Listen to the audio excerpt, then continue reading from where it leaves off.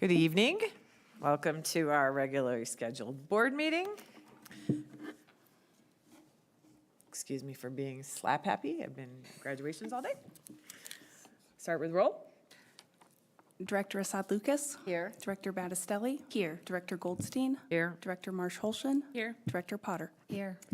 I'll entertain a motion to approve the agenda. So moved. Second. Director Assad Lucas. Aye. Director Battistelli. Aye. Director Goldstein. Aye. Director Marsh Holshin. Aye. Director Potter. Aye. Okay, rise if you're able for the pledge. I pledge allegiance to the flag of the United States of America and to the republic for which it stands, one nation, under God, indivisible, with liberty and justice for all. All right. Next is superintendent update.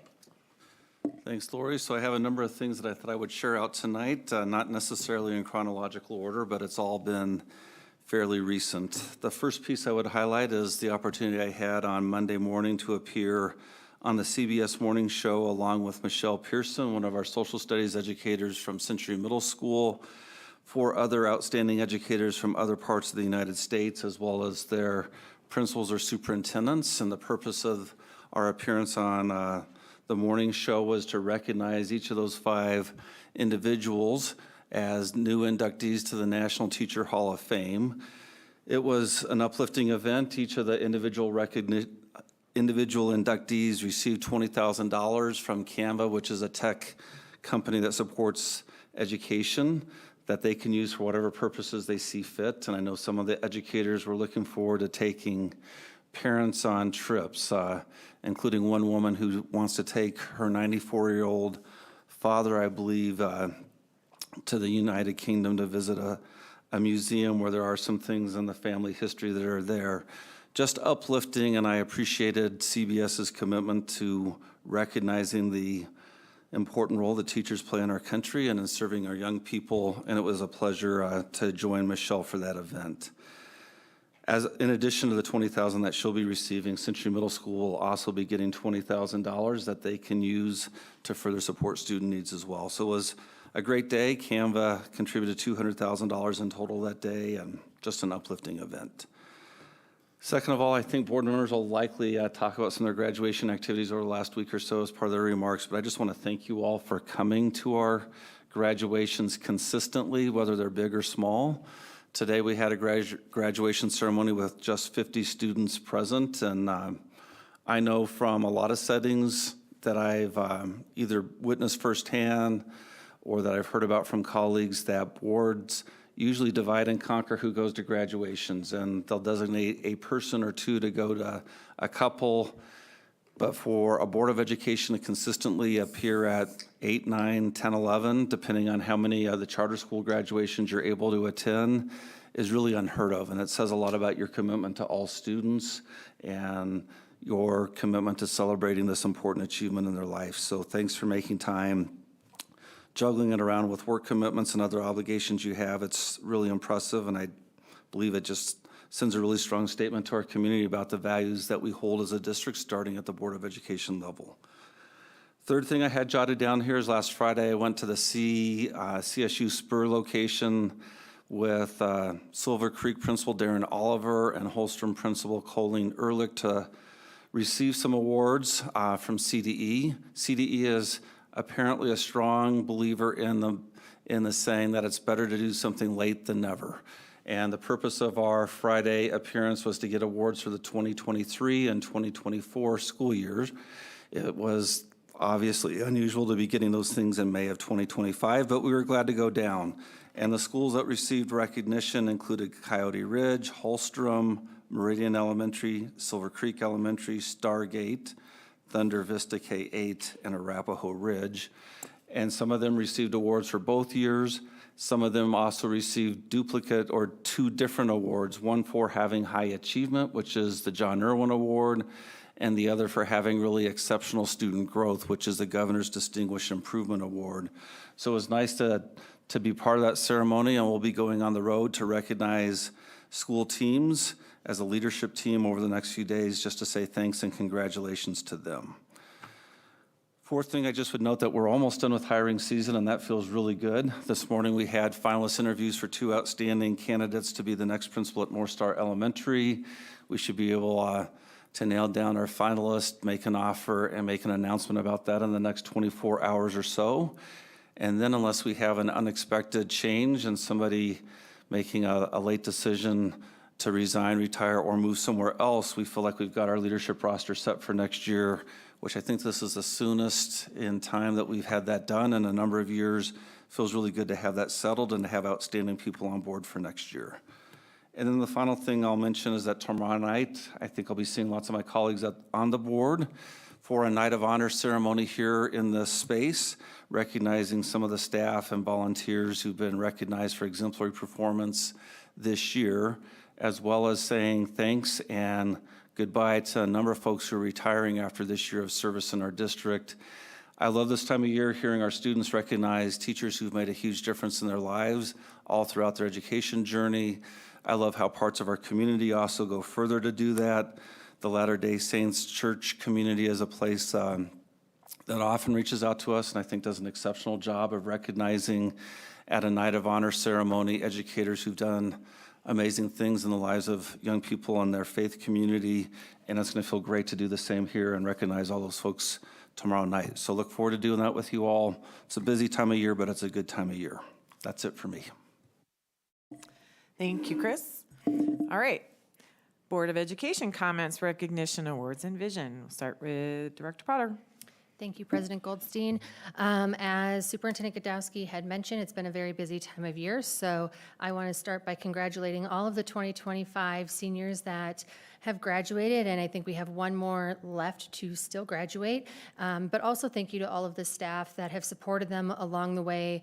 I know that we've heard a lot of really kind of heartbreaking stories about some of the adversity some of these kiddos have had to overcome to make it to graduation day, and they wouldn't have gotten there without the support of all the staff. So thank you to all the staff and most of their parents as well for helping get these kids to this momentous occasion in their lives.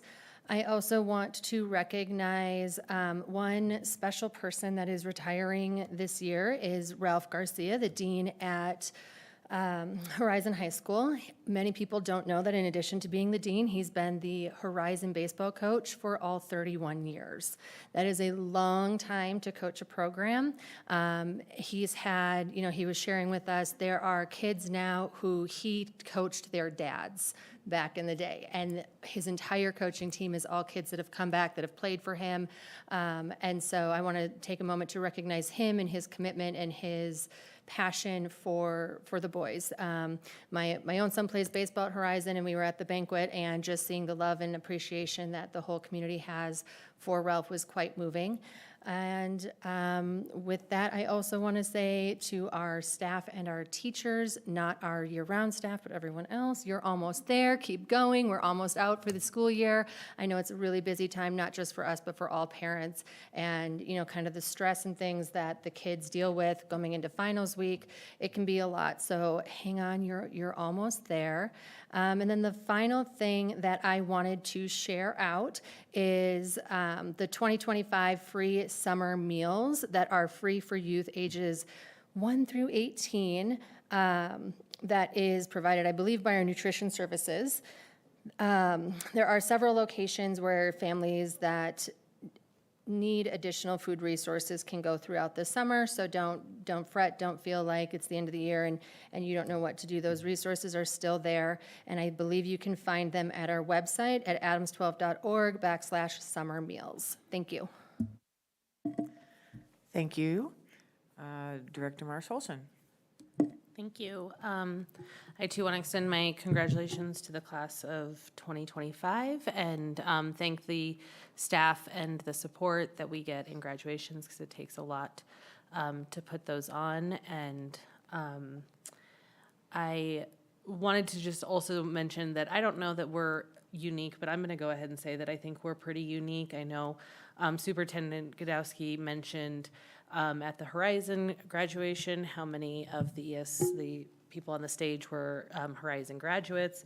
when we were at the Thornton graduation, I was sitting next to the assistant principal who I went to high school with. And I just think that's a really unique thing that we have in this district. It's fun. I didn't appreciate hearing this was Legacy's 25th year, as it means it's my 20th high school reunion. But I think the fact that so many of our people stay in this district is incredibly impressive, and it reminds me that of this time every year. So, and I'm very excited tomorrow to honor the those retiring. And yeah, that's all I have. Thank you. Director Bastelli? So I did manage to make one school visit to Five Star Online Academy. And as some of you may know, I work in the online world for higher education. And so I'm always very appreciative of the work they do to provide alternative means to access education, because some kids really need it. And we talked in the graduation ceremony with them today, they talked about health conditions that they were facing predominantly, and there were also a lot of kids who were on the spectrum, a lot like my kid. And I just appreciate that there are spaces for them that allow them to flourish. So, and that's largely what Audria Merson Lamb talked about yesterday when I met with her. She talked about some of the plans they have, and I'm just trying to read, because it feels like forever and a day since yesterday. It's the second year they've been in the space. The space really works well for them. The teachers are finding really innovative ways to connect with students. We tend to think that it's all asynchronous and all online, but they actually have the kids come in a couple of times during the week and do some activities. They brought in some guest speakers from BMOCA. They brought in a transplantation team from one of the medical facilities around here to talk about heart transplants. They have a community partnership with Anschutz staff who came in and offered some cooking classes to kids around health and wellness. So they're really doing some wonderful things there. And we also, as they've mentioned, attended several high school programs, and just the energy and enthusiasm and love the parents and the community have for their kids is so uplifting and wonderful to see. And I'm sure some of those kids, when they cross that stage and they're shaking our hands, are thinking, who's this? And why are they sort of the center of attention? But I tend to think of it as, it's not so much, we are proud of them, but it's also an effort on our part to recognize the really hard work that they've put into the 12 or 13 years of their education, and to recognize their parents and their grandparents and all of the village around them who contributed to make that successful. So I was really happy to see those enthusiastic crowds, and I was grateful to take part in those moments. Thank you.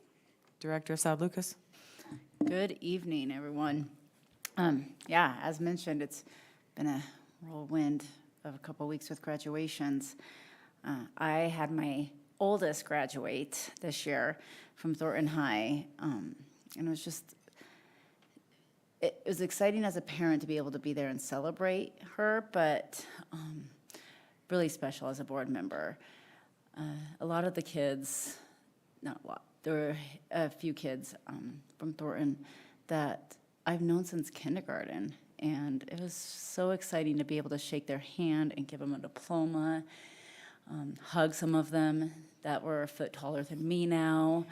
When they started school, they came up to my waist, and so yeah, it was just really exciting to be able to see their growth, and not just in height, but as the people that they have become, and what the great things that they will do in the world.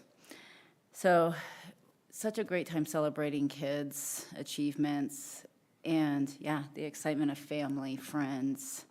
So, one of my favorite parts of our times of the year. Also got to attend the Native Education graduation celebration. I was late getting to it because I had to work that evening, but snuck in, and it was fabulous as always. It's really well put together, and just a great way to celebrate kids further. And then again, want to congratulate Michelle Pearson. So I have a funny story about Michelle. She just took middle schoolers to Boston and New York over spring break, and my daughter happened to be one of them. And anyone who knows my sixth grader will appreciate anyone being able to handle her. She has a really high emotional IQ, really funny sense of humor, and Michelle just approaches it with grace. And then you put caffeine in that kid, because she made it a point to go to Dunkin' every day in Boston, I guess. And but I'm on the phone with her, and it was probably 10 o'clock, 11 o'clock our time, and they've been out since 9. And of course, she's going 900 miles per hour talking. And Michelle comes into the room to check on him, to tell him to get to bed. And of course, I was like, oh, I'm talking to my mom, blah, blah, blah, and, you know, whatever. And Michelle's like, hi, on the phone. And she's like, well, when you're done talking, it's time to go to bed. I'm like, she's done talking. And Michelle just laughs. But you know, my daughter was so nervous about going on that trip and worried.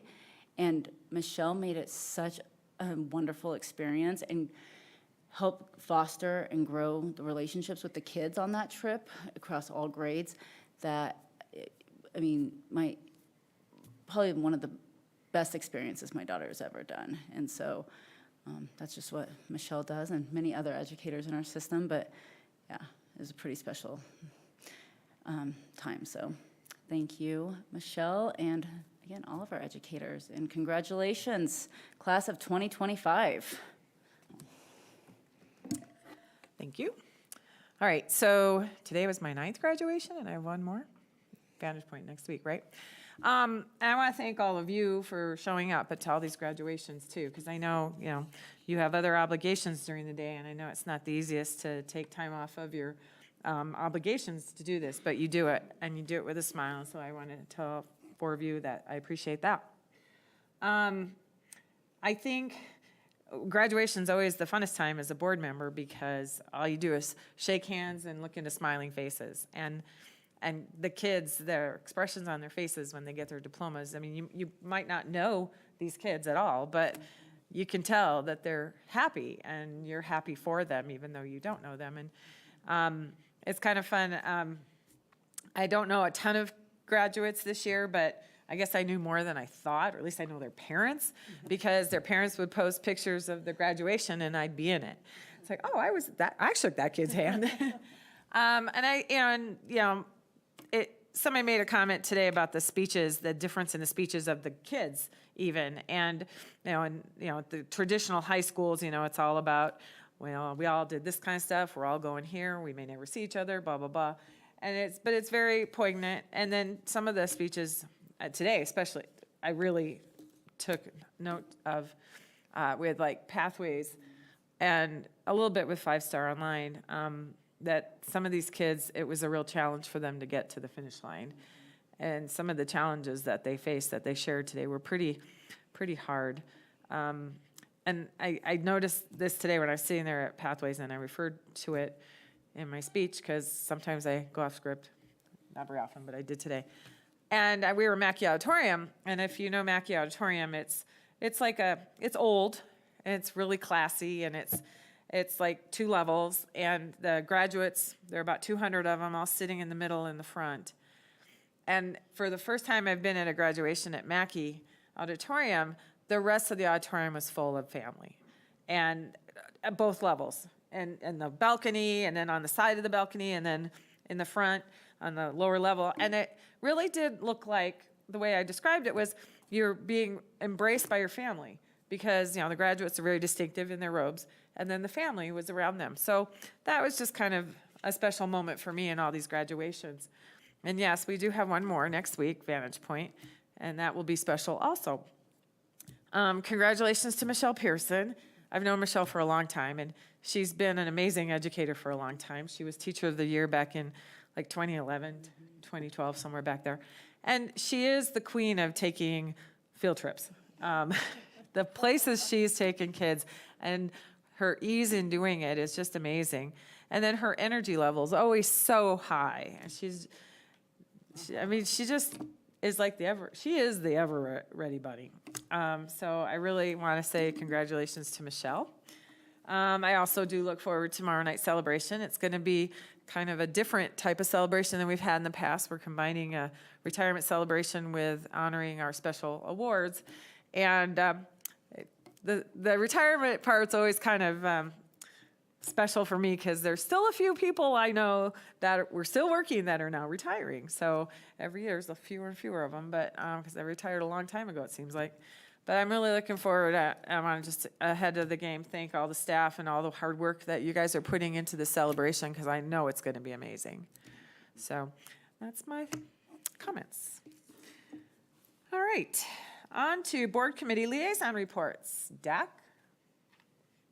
Well, I am ashamed to say that I missed the past 2 meetings for 2 board-related items, but I'm sure that Dave and Bo held down the fort quite well. And you're giving your own presentation tonight, so why be redundant? Thank you. Okay, LRPAC, that's me.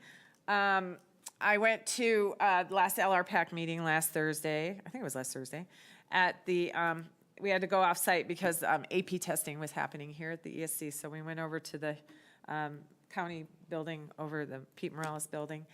And I'm the kind of person that the more times I hear something, the more I learn, and so it was a big chunk of it was about the new Thornton High and the rebuild and how they're going to do it. And so that was the big part of the first part of the meeting. And I finally started understanding how you're going to build one part and tear down another and what's going to look like and where on the property this is going to happen. But it's going to be really cool. And I'm looking forward to the progress of that. And then the other thing we talked about was the new food services kitchen and warehouse. It will be built just south of the stadium, the North Stadium, behind Silver Hills Middle School. And it's going to be a warehouse where it's going to have cold storage, for frozen storage, and shelf storage. And then there's going to be a prep area where they're going to start working on, they'll bring things online slowly, but like salad dressings and sauces and that kind of stuff so that kids can have more of a home cook kind of experience. And then they're also, did you know, and I hope I get to go see it, a test kitchen. They're going to be testing things, so keep that in mind down the road, maybe test some things. So that was the last LRPAC meeting of the year. Yeah, okay. On to general public comment. Good evening. The board welcomes public comment to learn about the preferences and concerns of the Adams 12 5-star community. Each speaker will have 3 minutes. Please use the microphone and state your name and city of residence before beginning your comments. Please give any handouts or information you would like to share with the board to Lee Coca. A 3-minute timer will be set for each speaker. Please keep an eye on the timer. Speakers will be informed when time has expired, and we ask that you end your comments at that time. Our first speaker is Thomas Scoville. Good evening, I'm Thomas Scoville from Thornton. You say parental support is key to the well-being of gender dysphoric youth, but do you really mean it? I wonder because even though an itty-bitty school trip requires a written parental consent, on the life-defining matter of gender dysphoria, if a counselor talks to a lawyer and then decides informed parents are a problem, you will keep them in the dark.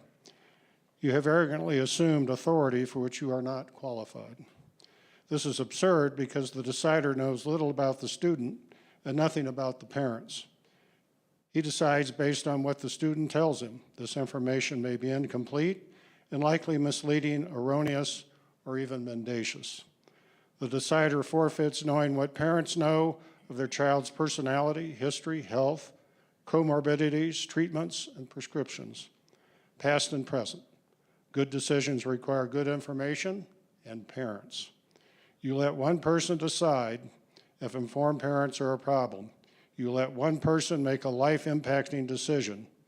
He could be a rookie. There's no decision criteria, no requirement for review or validation, and no assurance of district-wide consistency. Parents are stakeholders in their child's life journey. They should travel with them.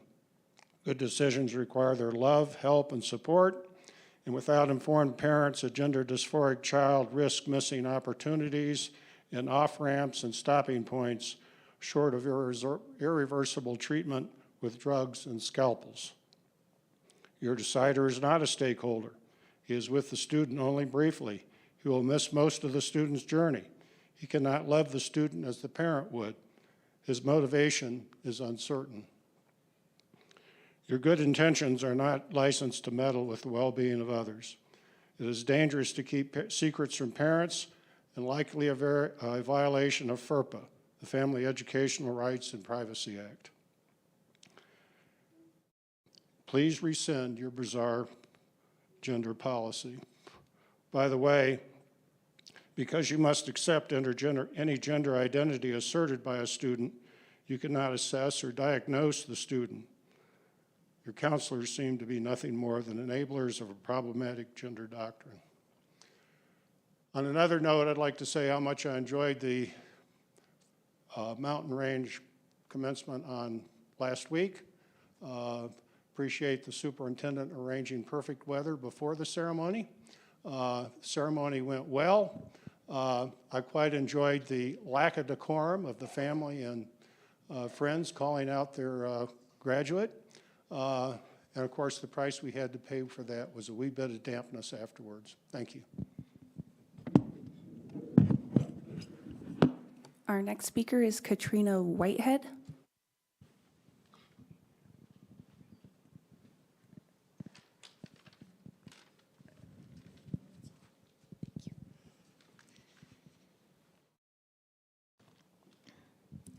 Katrina Whitehead Thornton. I came here to speak today because I want to express my gratitude to the staff and teachers of Tarver Elementary and the members of Adams 12 School District for their acceptance of my trans daughter. My daughter came out in the middle of the school year, which made me afraid for her safety because I was worried that she would not be accepted or understood by her classmates and teachers. Luckily, that was not the case. The school accepted her for who she is and allowed her to the space to feel safe at school just like every child. It is a relief to me every single day to see the love and care that comes from the staff and teachers of Tarver. There are a lot of people that struggle to understand why schools play an important role in the lives of trans children. From my experience, supportive schools are one of the most important parts of a trans child's journey. Before my daughter fully came out as trans, she would not use the bathroom all day and got a UTI. She also started acting out more at school because she was not able to be her true self. It was hard as a parent to watch my child struggle to the point that she was not acting like herself. When she was able to feel safe and use the bathroom she felt comfortable using, she became herself again and has excelled in school ever since. The school has not only been supportive to her, but also to me. I do not have family that supports me and that I can talk to, but I have this space within the school that is very, in the school. It is very isolating when you have a trans child because you do not know who will judge you and who will not. That fear of being judged is intense because I know that they are not only judging me, but also my daughter. It was a relief to know that the school not only accepted my child, but they also accepted me. I am truly grateful for the school and the school district for allowing my child to have the space to learn instead of constantly being in fear of judgment.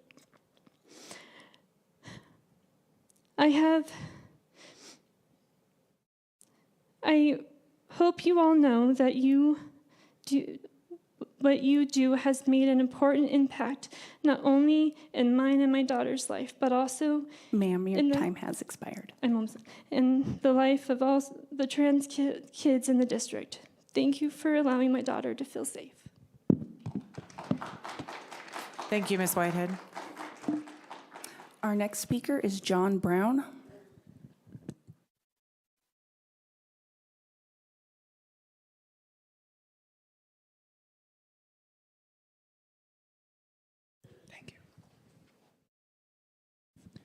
Hi, my name is John Brown, and I'm a proud Thornton resident.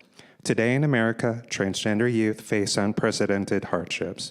For some trans and non-gender conforming kids, our schools are the only place where they can truly be themselves. Trans youth thrive when their gender identity is affirmed and they are treated with dignity and respect. I appreciate the forward-thinking transgender student policies within the Adams 12 school district. They help protect and care for such a vulnerable group, especially when so many other states and communities across our country have been passing laws that restrict the rights of LGBTQ plus minorities to express themselves. On March 13th, 2024, the Washington Post published an analysis of FBI data on hate crimes against trans and queer K through 12 students. It found the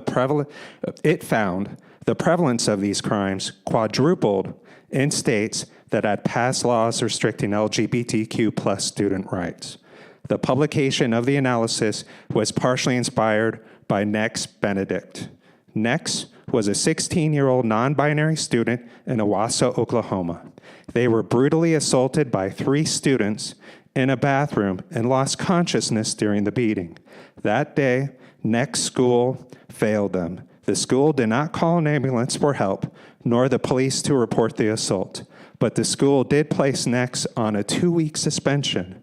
The next day, Next committed suicide. In 2022, Oklahoma became the first state to prohibit the use of non-binary gender markers on birth certificates. That same year, it passed a state law prohibiting the use of bathrooms that does not correspond with the person's sex assigned from birth.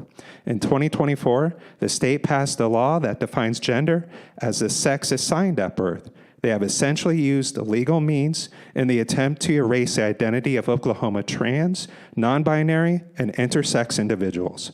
What happened in Owasso is a cautionary tale about a school district, and a state government that does not care for the LGBTQ children.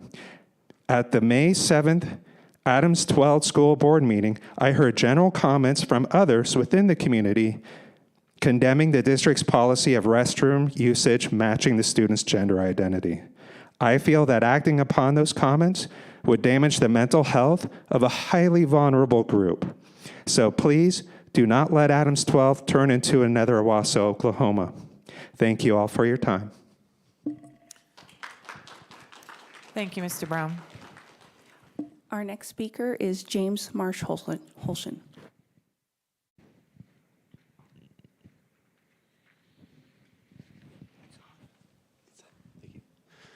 Good evening. My name is James Marsh Holshin. I am a proud Broomfield resident, father of 5 Broomfield or Adams 12 graduates and current students, and also a member of the Broomfield City Council. I'm here tonight just as a note on my own personal behalf and not as in my official capacity as a council member. I want to thank the Board of Education for its tireless effort for standing up for all students. Every student in Adams 12 has the right to come to school and be accepted and be loved and be cared for and be educated for who they are, not for who special interests think they should be. You all have done an amazing job keeping our kids safe, and I applaud you for that. And that goes for the Board of Education, for Superintendent Godowski, as well as the rest of your staff. You know, we all hear a lot of things in the news. We all know that fear-mongering, unfortunately, wins elections too often. And that's what this is. The misinformation and the outright lies that get spread around our LGBT plus students and trans students is fear-mongering. And it's cynical for the sake of winning elections.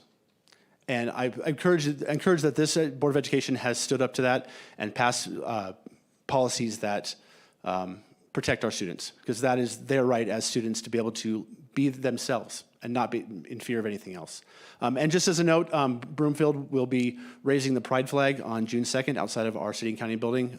So at, I believe, 10 a.m. So if anyone wants to be part of that, they can. Thank you. Thank you, Mr. Marshall. Our next speaker is B. Gonzalez.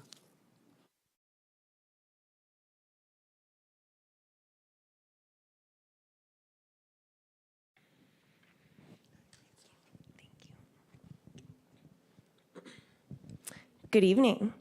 My name is B. Gonzalez, and I'm the mom to an incredible non-binary kiddo that's been fortunate to be able to experience the incredible benefits of being seen and appreciated by their school staff and peers. As a mom, watching school board meetings across our state, it's become painfully clear that sometimes we're losing sight of what truly matters. We get bogged down in the inflammatory comments that distract from the fundamental responsibility that we all share to ensure that every child in our school feels safe, accepted, and truly supported in their learning environment. Tonight, I'm here to talk about getting back to that core responsibility, especially for our queer youth. Consider this. When a child walks into a school, they don't leave their anxieties at the door. Imagine a student already navigating the immense pressures of adolescence, struggling with algebra, nervous about a presentation. Now layer on top of that the constant fear of judgment, admonition, and bullying from their friends. It's the child who hesitates to use the restroom, terrified of being verbally attacked or made to feel like an outsider. Studies show time and time again that LGBTQ youth face significantly higher rates of anxiety, depression, and self-harm when they don't feel accepted. This isn't just a statistic. It's the bright, creative child silencing their own personality. If their very identity is a topic of public debate and ridicule, that's not a safe learning environment. We should be building bridges, not barriers. When we focus on what divides us, on narrow, often fear-driven arguments, we miss the chance to offer a lifeline to a child drowning in silent despair, all because we're focusing on perceived differences instead of their fundamental humanity. As a parent who's been deeply involved in my child's schooling since preschool, I've seen firsthand the dedication of our educators. These teachers, staff, and administrators partner with us every single day to raise our children. It's become concerning to hear claims lobbed at our public school systems that seem driven more by buzzwords and media hype than by the real, tangible opportunities to connect with our children and the very schools that pour so much time, energy, compassion, and love into these kids. Our focus should be on nurturing resilience, fostering empathy, and creating a community where every student, regardless of their gender identity or sexual orientation, knows that they are a valued member of their school district. We simply cannot stand by while any child faces this kind of silent battle in our schools. So tonight, as the school year comes to an end and we head into summer and we have time to reflect on the year before us next year, let's look past the noise. Let's refuse to let fear dictate our compassion for queer youth. Our responsibility as a community is to cultivate a space where every single child can learn, can thrive, and can simply be themselves without fear. Ma'am, your time has expired. Let's remember that a child who feels safe and truly belongs isn't just a happier child. They're a child ready to learn, ready to contribute, and ready to become the thriving members of our community that we all want them to be. We'll have to ask you to. Thank you. Thank you, Ms. Gonzalez. Our final speaker for the night is Jason Parlett.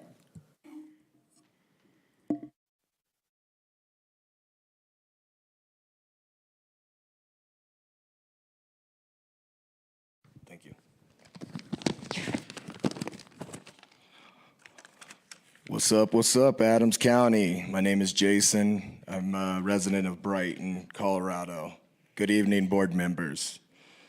Though most people know me on social media as punks, and for most of my life, I've trusted the professionals. When it comes to our kids and our schools, I've always left it to the experts, the teachers and administrators, and the folks who dedicated their entire lives to the education. I've always shown up for the important stuff, for the concerts, and for the dads with donuts, and of course, skate night. My kids always know I support them no matter what, but I leave the work of educating them to the experts. lately I've got to say I've been struggling to understand something. When did parents working their jobs, focusing on their things that they do day in and day out, suddenly become the experts to teaching our kids? To the point where it feels like some parents are trying to bully school districts and educators across the state. We've been hearing a lot of noise lately and talk about who can use which bathroom. Look, I get it. Change can be uncomfortable, but let's just be real. As a dad, when I hear adults arguing about basic bathroom access while kids are struggling just to be themselves, I ask, what are we even doing here? My whole life I've worked with my hands, built things, fixed things.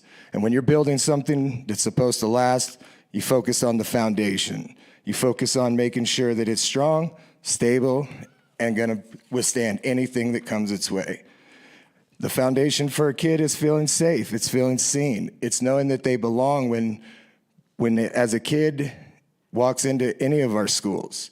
They should feel like that school is their place, a place where they can learn, make mistakes, and grow without constantly looking over their shoulder or wondering if they're gonna be treated differently just for being who they are. We're talking about kids here. You know, the stats don't lie. Kids who feel accepted, kids who feel safe in their environments, they do better. Grades go up. Their mental health goes up. Their chances of thriving, of becoming a contributing member to our society go way up. That's the way things should be. We should want that for every single kid in our district. Instead of being hung up on stalls and sinks, let's focus on the human beings using them. Let's put the energy where it counts on meeting our kids with their mental and emotional needs. Let's make Adams 12 a place where every kid knows without a shadow of doubt they are accepted, they are loved, and they belong unconditionally. Thank you for your time. Thank you, Mr. Parlett.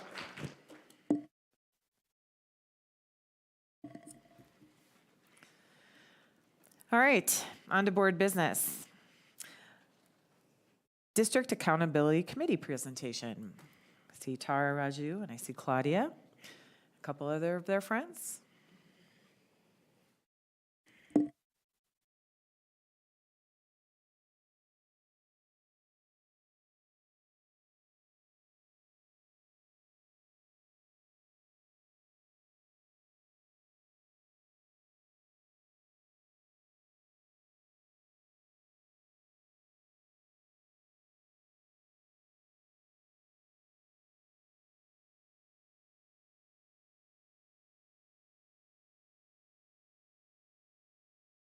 Hello. Okay. Good evening. Thanks for having us. We appreciate the time on the agenda today. My name is Tara Raju. I'm the president of the Adams 12 District Accountability Committee, and I'm here with my colleagues, Claudia Anderson, DAC Vice President, Jessica Greco, DAC Secretary, and DAC member Aidi Sun to present our work from this past year and suggestions for future work for the next year. Before I start, I just want to thank really to all DAC members that participated this year. They were all so engaged with tons of questions and curiosity because really what we're presenting tonight is all of their work. Some of them are in the audience today, so I appreciate them being here because it was really their work with district leadership, principals, educators across the district. So thank you to all of them. Clicking the thing. Here we go. Okay. As the board knows, DAC's responsibilities are defined by state statute, which are stated here. I'm not going to read this slide. But the areas in which we spend all of our time is with the district UIP, charter school applications and renewals, spending priorities, and parent engagement. A few years ago, these guiding principles were created and passed on to our current DAC leadership and to inform how we approach our DAC work. They are and have been evergreen for our work and continue to inform our approach to all those areas that were mentioned before.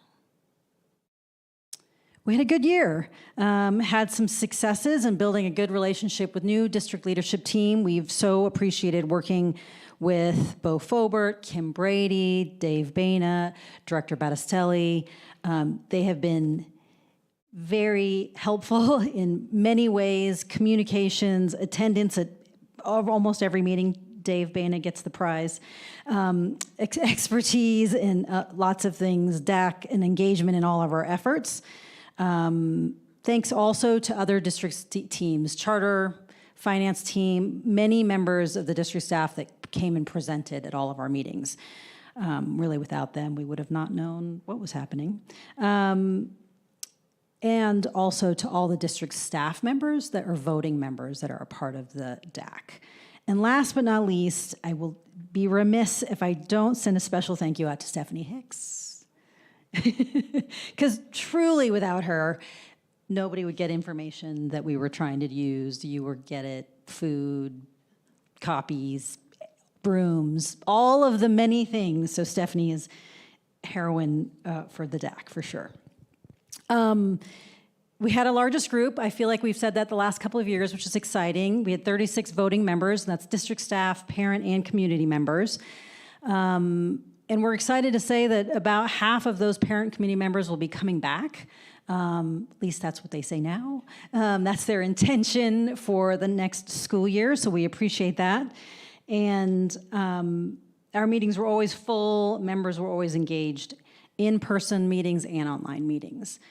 So just to name a few of our successes, which you'll hear more detail from colleagues, we had far more engagement. We had more engagement with SACs across the district, particularly south of 120th, which was a goal, and we're excited about that. We updated our bylaws, which always takes effort and time and energy and detail, so thanks to Phil Spare also for his help in doing that. We had excellent participation in other district opportunities, whether it was Blueprint, Policy Committee, Calendar Committee, all the variety of ways parents can get engaged. And we had some success with a second year trying to conduct a spending survey. So those are kind of the high-level successes, which you'll hear more about now. Thank you. As you may remember, from January, our charter subcommittee was actively engaged in the charter renewal application process. We had a really productive experience working with the charter partnership team, and we really appreciate being part of that process. Like in previous years, our group focused on three main areas: the mission and the vision, the culture and the climate, and the overall organizational performance. The main suggestion we have for next year is we'd love to see more opportunities to build relationship with charter schools throughout the year, not just during renewals.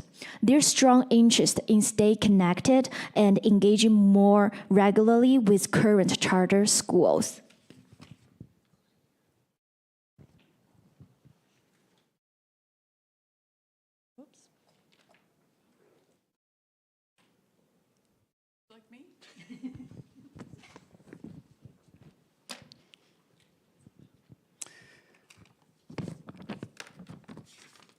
The next thing we want to talk about is our work dealing with the Unified Improvement Plan progress monitoring. For a third year, we were invited, welcomed to attend district's monitoring of UIP major improvement strategies. We identified opportunities to monitor the UIP, specifically with regard to the major improvement strategies of the UIP this year, which are implementing instruction for each student to ensure access to rigorous and relevant grade level learning. And the second one is engaging students in learning partnerships that foster a sense of academic and social belonging. And you're going to see these a couple times throughout this presentation, which is why I wanted to spell them out specifically. We attended a instructional leadership team meeting. We had attended high school and elementary level ones in previous years, so we hit a middle school level one this year. This allows us to observe how the district is educating the educators and we attend, we circulate, we ask questions of both the attendees and also of the district personnel that are there. And afterwards, we have a discussion with district people to sort of talk about our observations. We also attended 3 on-site academic team meetings this year, one at a K-8, one at an elementary, and one at a high school. Again there, we attend these meetings with district personnel. We observe how district personnel are interacting with school personnel. We tour, we ask questions, we record our observations, listen to the district's quick wins and opportunities that they present to the school, and then we provide our real-time observations to the district leader about how we think it's working.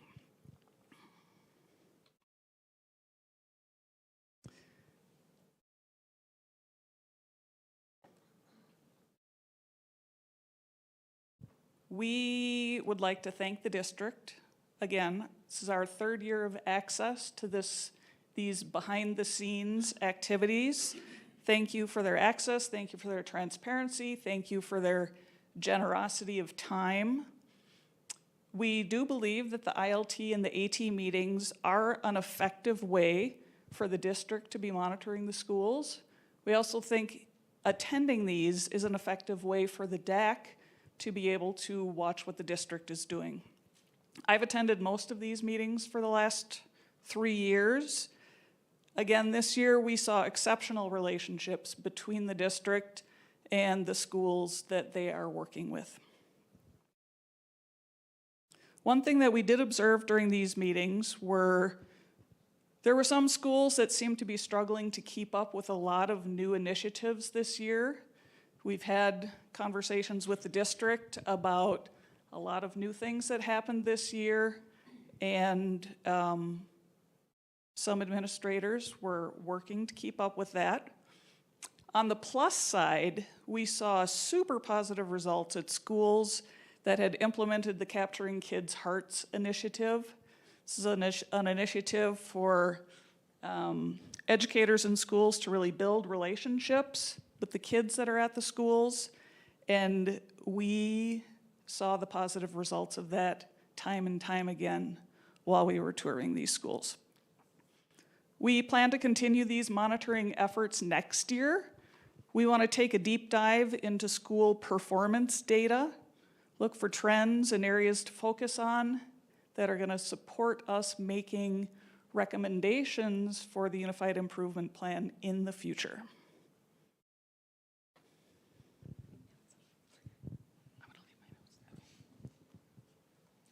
Okay, so I'm going to talk about the connections that we made with the SACs across the district. Our goal has been to build these relationships, and we've been doing this now for, I think this was the 3rd year. And this year we had an increase of, 9 meetings with observations. We increased by 9 meetings, and we increased our relationships with 3 schools. But what's most important is we went from 3 schools south of 120th last year to 12 schools with connections south of 120th this year. That is a massive improvement, considering this is a marathon and not a sprint, but we are making those connections. And you can see from the map there, all of the black pins are where we had a SAC liaison or a DAC liaison. Somebody from the DAC going and making those connections at the SACs. There we go. And so you can see there's lots of black pins south of 120th this year that weren't there last year. You can see that we've had many schools throughout the past 2 years, but some of them have changed. Some of them have been there both years. We've had connections both years. Some we've dropped off, we've gotten new ones. But we are making connections across the entire district, which is the goal. We also had 6 of our liaisons attending more than one school's SAC meetings this year, which is pretty impressive because it's a huge commitment. And that helped allow us to get those schools south of 120th. We built strong connections, and one thing that keeps coming up is that it's critical to have the school websites, the SAC web pages on those school websites, and the calendars updated consistently. When people don't know about the meetings, they can attend them. And then when they do know, they can. You said 6 SAC liaisons attended more than one school SAC meeting. Wait, did they go to just one SAC meeting, or did they go to every SAC meeting from that school? They went to several. It depends on the person. We asked the SAC liaisons to attend 2 meetings for each school that they were connected with. Some people attended more. You can see there's some really big lines on there, and some only attended the 2. I mean, it's a big ask that they attend the DAC meetings and also attend these SAC meetings. And some schools only have 4 SAC meetings a year, and some have them every month. So it just depends on the school, basically. Can I ask one more question? Yes. How did you get that data? Did you just ask the members how many meetings they attended, or how did you get that? We had a Google form that they filled out after they attended meetings for them to put their observations, and that's how we got it. I will say that these numbers might be actually a little bit low, because I know I attended all of Horizon's SAC meetings this year, but I didn't fill out the form every time. So those aren't counted in here. And I know that some of the meetings happened after these slides were made. So like I know, for example, that Thornton High School, Scott attended 2 of those meetings, and it only shows 1 on here just because. I think he attended more than 2. That's why I'm asking, because, yeah. At Thornton High School, I think he said only 2. Oh, maybe it was, okay. I know, yeah, Yeah. because he was there quite a bit. So, Yeah, I think that some of the observations don't necessarily get put in there. I know that Ike and Kevin were also attending Horizons, for example, so I stopped putting mine in out of overwhelm, and I'm sure some other people did too. So these numbers might be a little bit low, but they're still pretty impressive, so. Well, that makes them even more impressive. Yeah, exactly.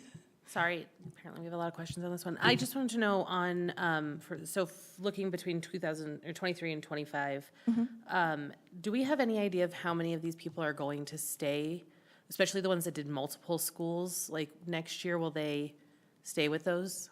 Most of the people who did multiple schools are coming back next year. Presumably, they will continue to do multiple schools. It seems to be something that they enjoy. Okay, thanks. Anything else? Okay. What we learned this year for next year is that early launch of the SAC work really makes a big difference. Those SAC meetings start in September, and we've got to have our liaisons out there ready to go and connect with those schools at the beginning of the school year. The schools are really willing to engage with the SAC liaisons, so that's been really wonderful, and it's been really great to have Bo and Kim kind of paving the way for our liaisons to connect with the principals across the district. We've found that having email templates and sample scripts are really valuable for the liaisons to connect, because sometimes it's really hard to know what to say, and having it just laid out for you makes it a lot easier and a lot more comfortable. Next year, we're hoping to have more DAC input for the spending survey. That was a big, not pain point, but a big talking point, shall we say, in our DAC meetings. Giving that spending survey as a SAC liaison was a little bit difficult. It was in edu-speak, so to speak, a little bit, and some of the parents across the district were struggling with answering the questions for that survey. And we're gonna try to look at collecting more high-level year-end observations. We tried this year. We need to refine the form that we send out a little bit more. We're gonna keep increasing our representation from different schools, keep focusing on the South Half just because they've traditionally not been represented in that connection space. Keep building the relationships, promoting the district-created SAC handbook, and really focusing on collecting the SAC best practices and year-end overall observational data rather than every single meeting observational data per se.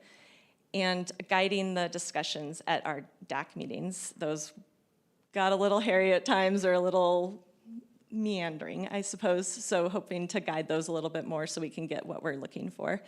and just keep working with the district leadership to build on these successes and encourage schools without regular SAC engagement to have SAC engagement. All right, thank you. I have a quick question, sorry. First, I want to say you guys have come so far. The work that you guys have done, you know, I served on DAC my first 2 years on the board, and a lot of these things were ideas, and to see them come to fruition and how much work you guys have put into it is just truly amazing. So thank you for all of your guys' time and work. I know it's a lot. One of the things I saw in here about the like the SAC like district created handbook and kind of like that idea of what maybe a SAC page should look like. Have you guys tracked how many of those schools, like how many of our schools have a good SAC website, how many of them have clear data, and how many of them still need to kind of transition maybe to be easier to find? We've done some work in looking at every school's SAC page. Unfortunately, there's still a lot of room for improvement there.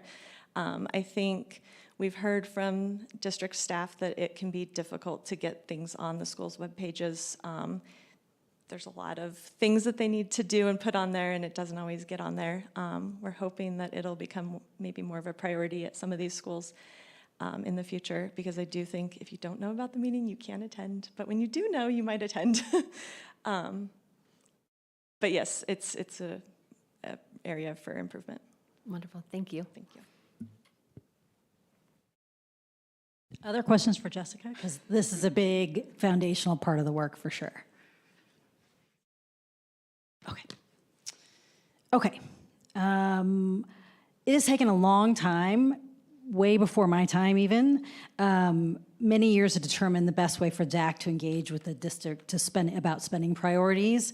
So just as a quick review, just a couple of years ago, the DAC was asked by the Board of Education to provide feedback, to get feedback from the community about alignment of district spending with the Elevate plan. And so in the spring of 2022, that 2022-2023 school year, DAC created a survey, sent it out to SAC members, and didn't really obtain enough data. So the following year, we decided to send out the same survey, but improve the implementation of that survey. And we used our SAC partnerships, sending out the survey only to SACs, school SACs that had a liaison from the DAC. District staff made great and helpful connections to school principals to let them know that the survey was coming. And DAC leadership provided tools, as you've heard. And SAC liaisons presented in person to SAC members and collected data that we had far more success. About 48, 49 surveys returned, not great, but we got more than the year before. So that's what we were looking for. And then this school year, again, from the direction from the board, a new survey was created to get feedback from the community about the alignment of district spending to the UIP, right? So different kind of questions that were related to the UIP, and so used some of that language for the survey. Similar structure, in-person presentations by liaisons with a lot of help by Bo and Kim to set up principals so they knew that we were coming, knew what the survey looked like, and could also assist our DAC members in those presentations, right? So it was a co-presented survey. Just wanted to give you a little bit of that background of how we're doing this again, and the likelihood that this will inform us for a shift next year. So, but that's where we are in regards to how this process has gone. That extra effort definitely helps, similar to what Jessica had mentioned around some of the issues with some of the language, but by far, this kind of implementation process and structure helps. So thank you to Kim and Bo and Dave, really, for all of that work to help us get this out. We received 48 responses. Some were in Spanish as well, which is a similar number to what we received last year. Thank you to district staff. As you see the breakdown, elementary, middle, and high school, we had a more even split last year of where we got responses from, so we'll work on middle school next year, getting more responses. Big thanks to the district staff for a second year, really, for their translation services of making sure this survey was translated in all the necessary asked for requested languages, and had, again, about 15 participants, similar couple, I think we had 17 last year, so in the same range of schools that participated from the district.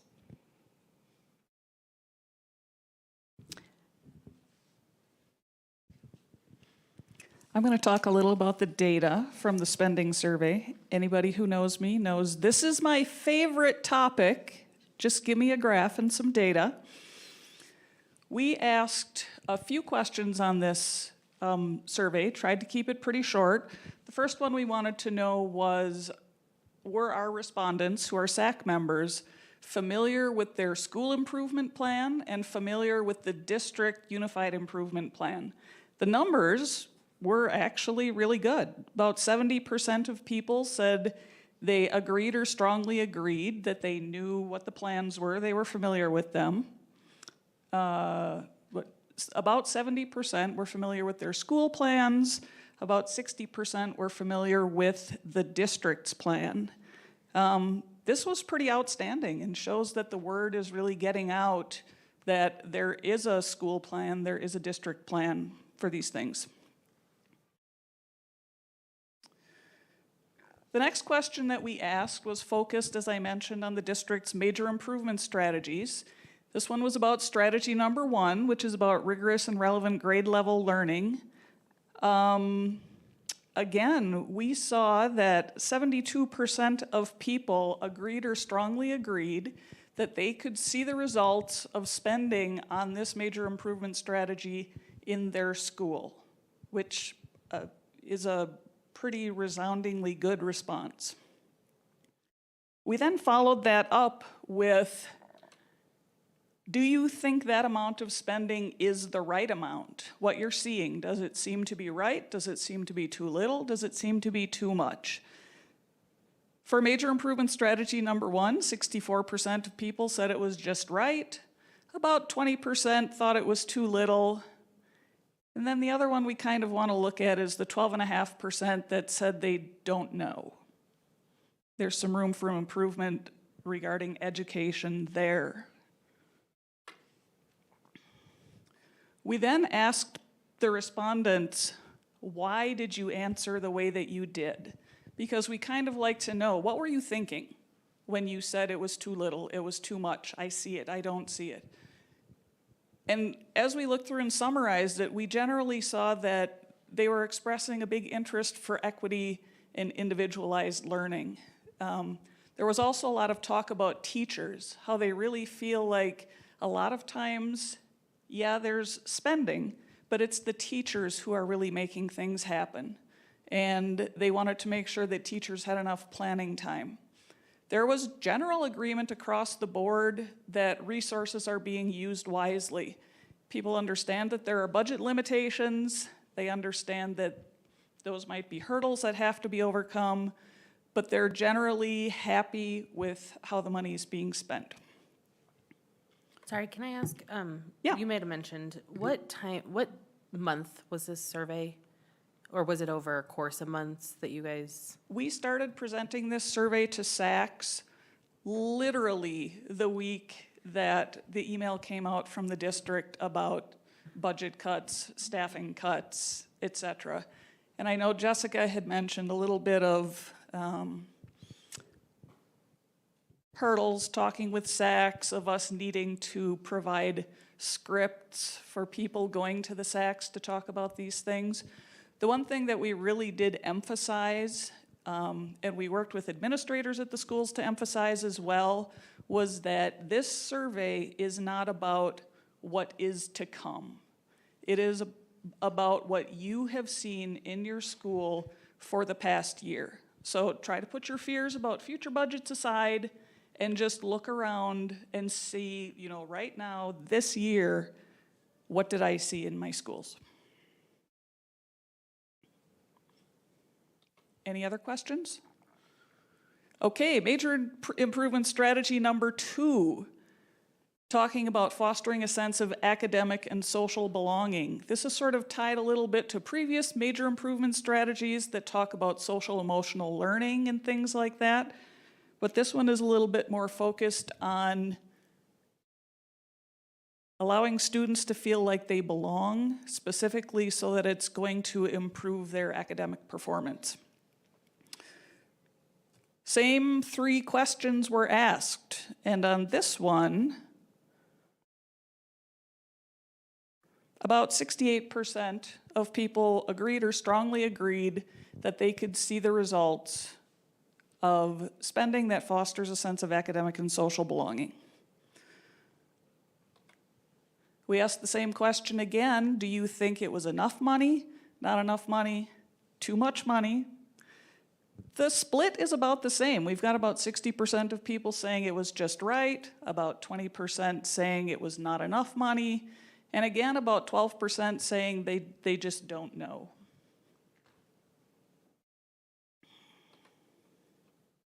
We again looked at the comments that went along with these answers, and we could tell from people's comments that there really is a lot of value placed on social emotional learning and on mental health efforts. What we thought was interesting this year was it was not so much like, I want to send my kid to a counselor or I want to be taught social emotional learning. It really was talking about a desire for more extracurricular activities and more kind of enrichment opportunities so that their kids can, join a club and feel like they belong. They can have a, certain activity that they're interested in. Basically, it just seemed to be talking about ways for their kids to make friends, ways for their kids to feel like they belong. There were some equity concerns talking about resource distribution across schools. We do know that with this district, needs are different, resource allocations are different, and I think we're just seeing, because we do have responses this year from the north half of the district and from the south half of the district, some concerns about equity did come up. Overall, the respondents really appreciated the efforts of the district, but recognized that there are needs that are going to exceed the resources that are available. They weren't particularly negative about it, but just recognized the realities of what the finances are. One last question that we'd like to ask the respondents is, where do you get your information from? When you are talking to people about what's going on in school, when you are filling out these surveys, where do you get your information? Last year's results are in red, and you'll notice that friends and neighbors was huge. 29 of the respondents last year said, I get my information by, talking with my friends, talking with the other parents. This year, we saw a significant shift.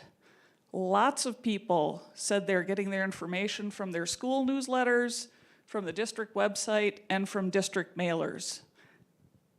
To the DAC, this seemed to be very positive. They are getting information from official outlets. The district seems to be doing a really good job communicating information that the respondents think is relevant to them and think is important to them. I am sorry, Board of Education. Apparently last year, you were a big source of information, but this year not so much. Our guess is it had something to do with like election year versus not election year. We're not sure. We were super happy to see a high level of familiarity with the school improvement plans, the district improvement plans. A majority of people are seeing the implementation of the district's strategies. I will say 20% still don't see it, so there's still a little work that can be done there. The other thing I really liked is we did have like the 12.5% I don't know responses, but that's half of the I don't know responses that we got last year. So again, I think that's indicative of people having access to information both at the school level and at the district level. For next year, we are going to continue to use our SAC relationships to be able to connect with people around the district and to be able to get information from them like we did for the spending survey. We are going to work on the spending survey to make sure that it is as understandable and user-friendly as it can be. And we also want to interface with district finance and budget staff early on in the year, in addition to the interfacing that we do with Dave Baina on the UIP, to make sure that we are really aligning what the district is hoping to achieve academically with what is being done with the budget. I think that's the end of spending. Are there any questions before I pass this on to Tara? Thanks. Okay, the last slide with a few last comments. When Claudia and I took on DAC leadership, we decided we wanted feedback from DAC members at the end of the year, so we gave them a survey the last couple of years, and this information is from that survey. Mostly really to inform us as we were new a couple of years ago and wanted to get sort of immediate feedback and help us inform us for the next year. So you can see here the results, the big sort of takeaways from the results of that. We had about 36% of our membership provided feedback, lots of great comments, and 92% agreed or strongly agreed that they had opportunities to learn about Adams 12 and contribute to DAC work. And all of them, we get great results at the end there. They strongly agreed that they were able to participate and observe all of our work areas and particularly think that we're moving mostly in the right direction, which is very nice to see. And the feedback in the comments, which were very helpful, will absolutely inform us for next year. I also want to just take this opportunity before we take, if you have any other additional questions, is to really thank Jessica and Claudia because they will not be returning to their roles next year. Jessica has been on the DAC for many years and has been a voice and advocate not only for her own kids, but really for parents and students across the district. Some of you have seen her here multiple times or at policy committee meetings or all over the district. But her determination created the SAC liaison work that has grown and expanded and is, to be honest, now the foundation of our DAC work. So thank you for your work, your commitment to making the committee and the district stronger. You will be missed, even though I know you think that's not true. Okay. Claudia has been on the DAC for fewer years, but she absolutely dove into leadership roles immediately with the Adams 14 reorganization work, and then took on this vice president role almost immediately. Her love for data has provided many of us, me particularly, a great insight, the ability to ask better questions, and has shaped our conversations about DAC's UIP work. And she has been the key to find our footing in that area particularly, and it will continue to expand and grow. So thank you for your work and partnership as we went on this journey together to figure out what we were doing. So thank you, and making our committee and district stronger. I appreciate it very much. Lastly, I'm thankful for all the active and engaged DAC members, a number of them that were interested in taking on these roles. And I say congratulations to Kevin Tange, who is our new DAC vice president, and Ike Ayanku-Ibo, who was not able to be here tonight, as our new DAC secretary. So I look forward to working with both of them next year. Now, do you have any, thank you for the time, and if you have any other additional questions? I have comments that I'd like to get out of the way. I think you did a phenomenal job on this presentation. And again, I apologize, I haven't been able to be there. I was at a graduation last time around. I can't remember what happened the previous time around. But I do think I feel so much gratitude towards Tara for her work, and Claudia. I tend to think of Jessica kept us organized. Claudia kept us analytical. and Tara kept us united. So I think it was a really powerful leadership team we had there. I'm so happy to hear that Kevin is coming on board. Kevin is being very modest, but he's one of those fellows who attended more than one school SAC meeting, and he really leaned in and embraced that, and I appreciate that dedication. So overall, I think the District Accountability Committee was phenomenal this year. We had parents who would come in and ask tough questions, and Bo and Dave and Kim handled it so well, and they were so welcoming of that sort of those sort of questions, and I think that made for a dynamic environment. And for those of you who may be thinking about participating on the DAC, talk to those folks before they go. Thank you again. Thank you for your leadership. Yeah, this is, you've grown DAC, and it's just helped us as a board make decisions or guide us, and we really appreciate all that you guys do. And I just want to brag on Kevin for just a minute. Thornton Elementary is one of the schools that he attends, and not only has he attended just the SAC meetings, but he's been to some of the school events as well, and being present and being involved. And so thank you, Kevin, because that really does matter. It builds those relationships and strengthens those communities.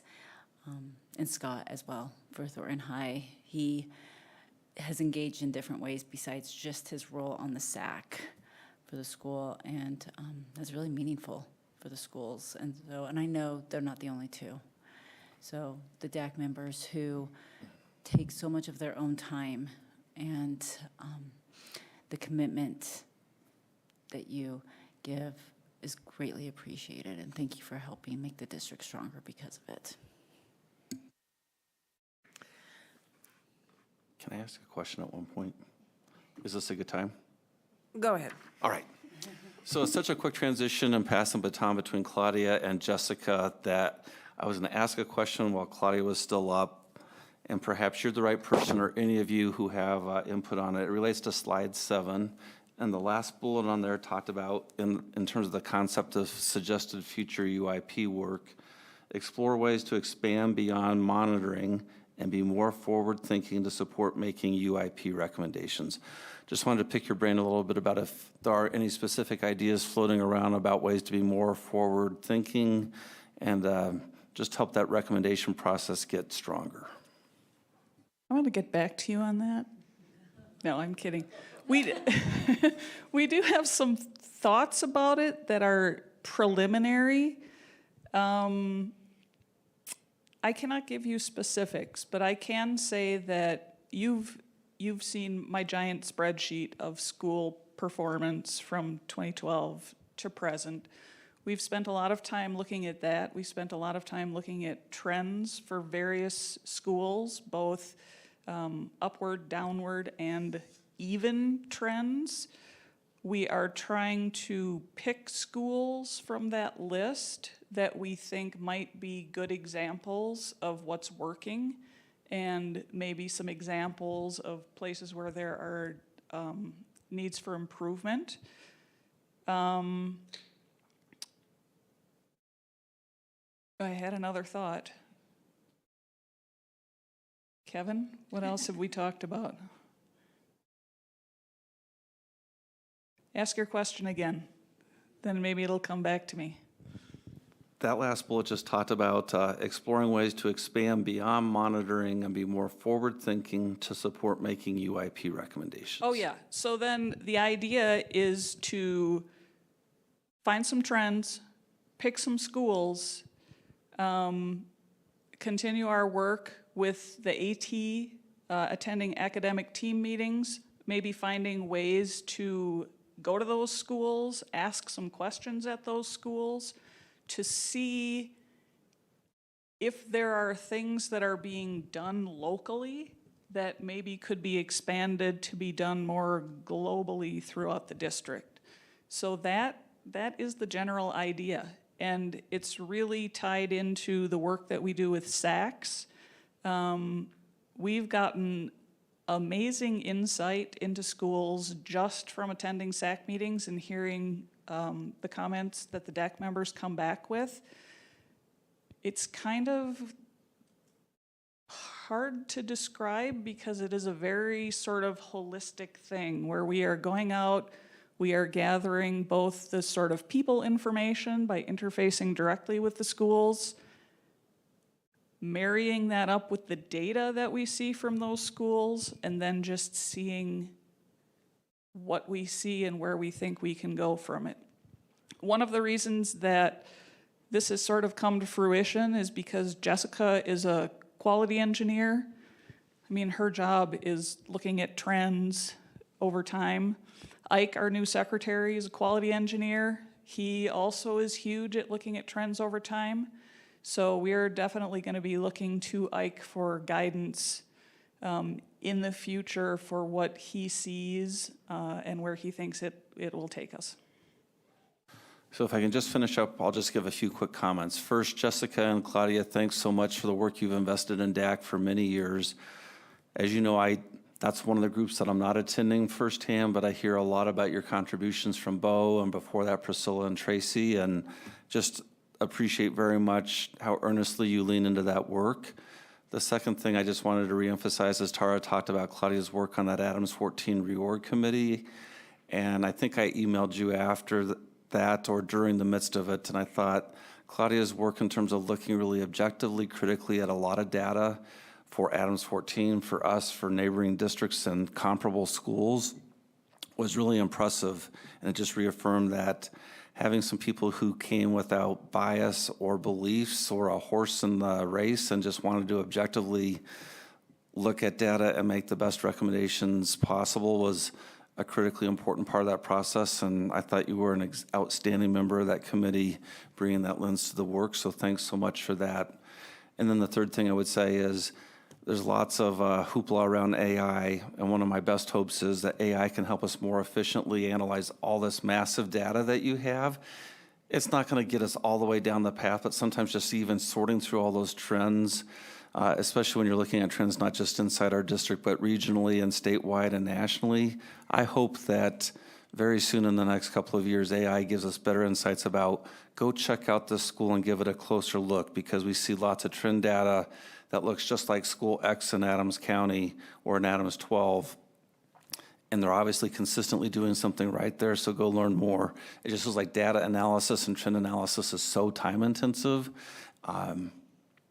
I guess I'm just geeking out along with you about liking the data, and I think it can give us lots of insights about how to get better, and thanks for bringing that lens to the work for you all and all of your colleagues involved. We appreciate you. Claudia, aren't you an engineer as well? I am an engineer as well. So we had 3 engineers in that group. So I think it made for... Kevin's an engineer as well. Oh, Kevin, I am so sorry. 4 engineers. He claims he's not anymore, but once an engineer, always. Thank you for your kind words. I appreciate it. I will have to admit, I went through the survey comments and I came up with what I thought were my summary bits, and then I threw all the comments into ChatGPT to see what ChatGPT said. Thank goodness we got the same answers. Was very happy about that. But I agree with you. I think the use of AI, when used smartly and carefully, is an excellent way to do a lot of this stuff. My turn. I just want to say, just because going back before any of these folks were on the board, and I went to the DAC, and Tara was there, and I know we had some struggles that we needed to figure out, but you did it. I mean, and Aaron and Jack did a great job of sending you guys down that road. Claudia, Tara, Jessica, you guys did an awesome job of the 3 of you filling in 2 pairs of shoes very well, and to carry on that work and to expand on it and to have a plan going forward that's sustainable, because I'm sorry that Jessica and Claudia won't be with us anymore. Tara, I'm glad you're sticking around. Kevin, welcome. And just to do this partner with the district, it's just one more facet of how I feel this district is awesome, and having community join in and helping us with that work. And Claudia, I also too want to thank you for the work in Adams 14. I might be a little more biased than someone it does come to Adams 14, but it was, you were definitely the right person from Adams 12 to be representative on that committee. So we'll miss you guys. Thank you. All right, that's it. All right, well, thank you. Mic drop. Okay. On to the Thunder Vista utility repairs. I will entertain a motion to approve the Thunder Vista P8 school necessary and corrective and preventative repair work as presented. So moved. Second. I see Peter and Margie. It's your turn.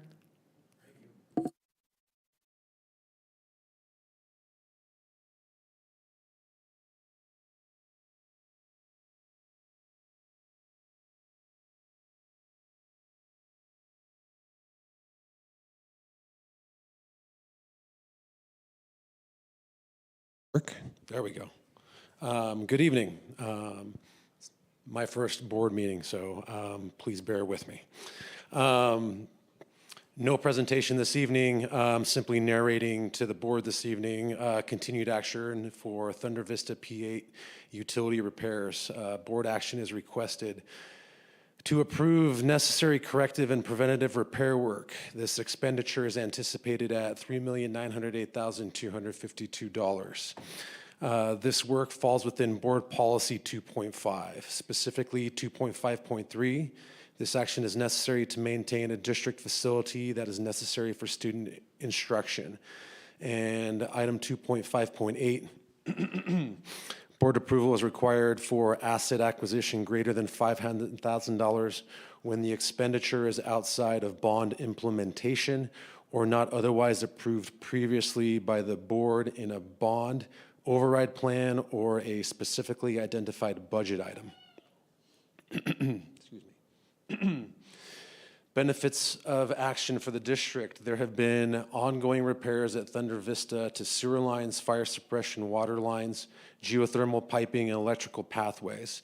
Due to the serious and continuing problems, it is imperative that corrective measures are taken during times while school is out. The work will address deficiencies due in part from the heaving soil conditions found throughout the area where the school is located. The work encompassed within this request serves to provide functional underground utility systems performing as intended, reducing risk of further damage to systems that could result from heaving soils that exist in the area of the school, and to reduce impact to the staff and students' heightened sensitivity to what is going on around them. The potential risk if no action is taken is ongoing disruptions to school operations and further damage to the building systems. Funding for this work is identified to source from the Building and Capital Reserve Fund using the Building Services Reserve and Plant Contingency Reserve. As of April 30th, 2025, these projects within Capital Reserve have a balance of $4.29 million. Please also note, it is possible the district will receive additional funds related to this project, such as reimbursements, insurance proceeds, and/or settlement payments in the future.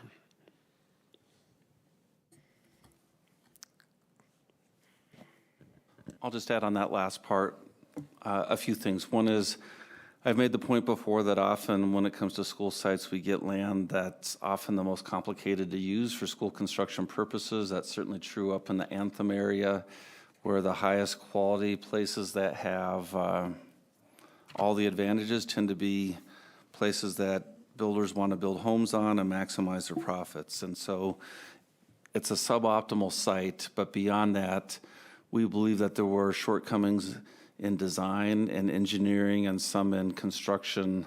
And so we're moving forward with some mediation processes this fall with hopes that we'll recover substantial amounts of this outlay of funds. So that's, I think, a more explicit description of some of the code language that probably is in this report. But we feel like we're in a good spot to demand some compensation from the design team and the contractor for this project. Go ahead.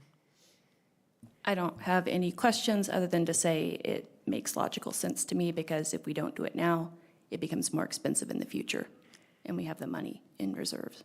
So, And probably worse. Okay. Director Assad Lucas. Aye. Director Battistelli. aye. Director Goldstein. Aye. Director Marsh-Holshin. Aye. Director Potter. Aye. Thank you, Peter.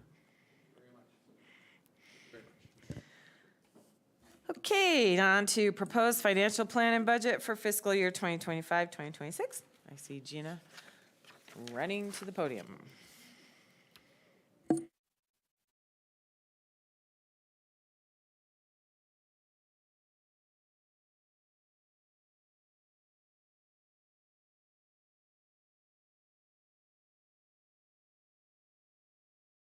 Good evening, Board. Gina Lanier, CFO. Good to see you all.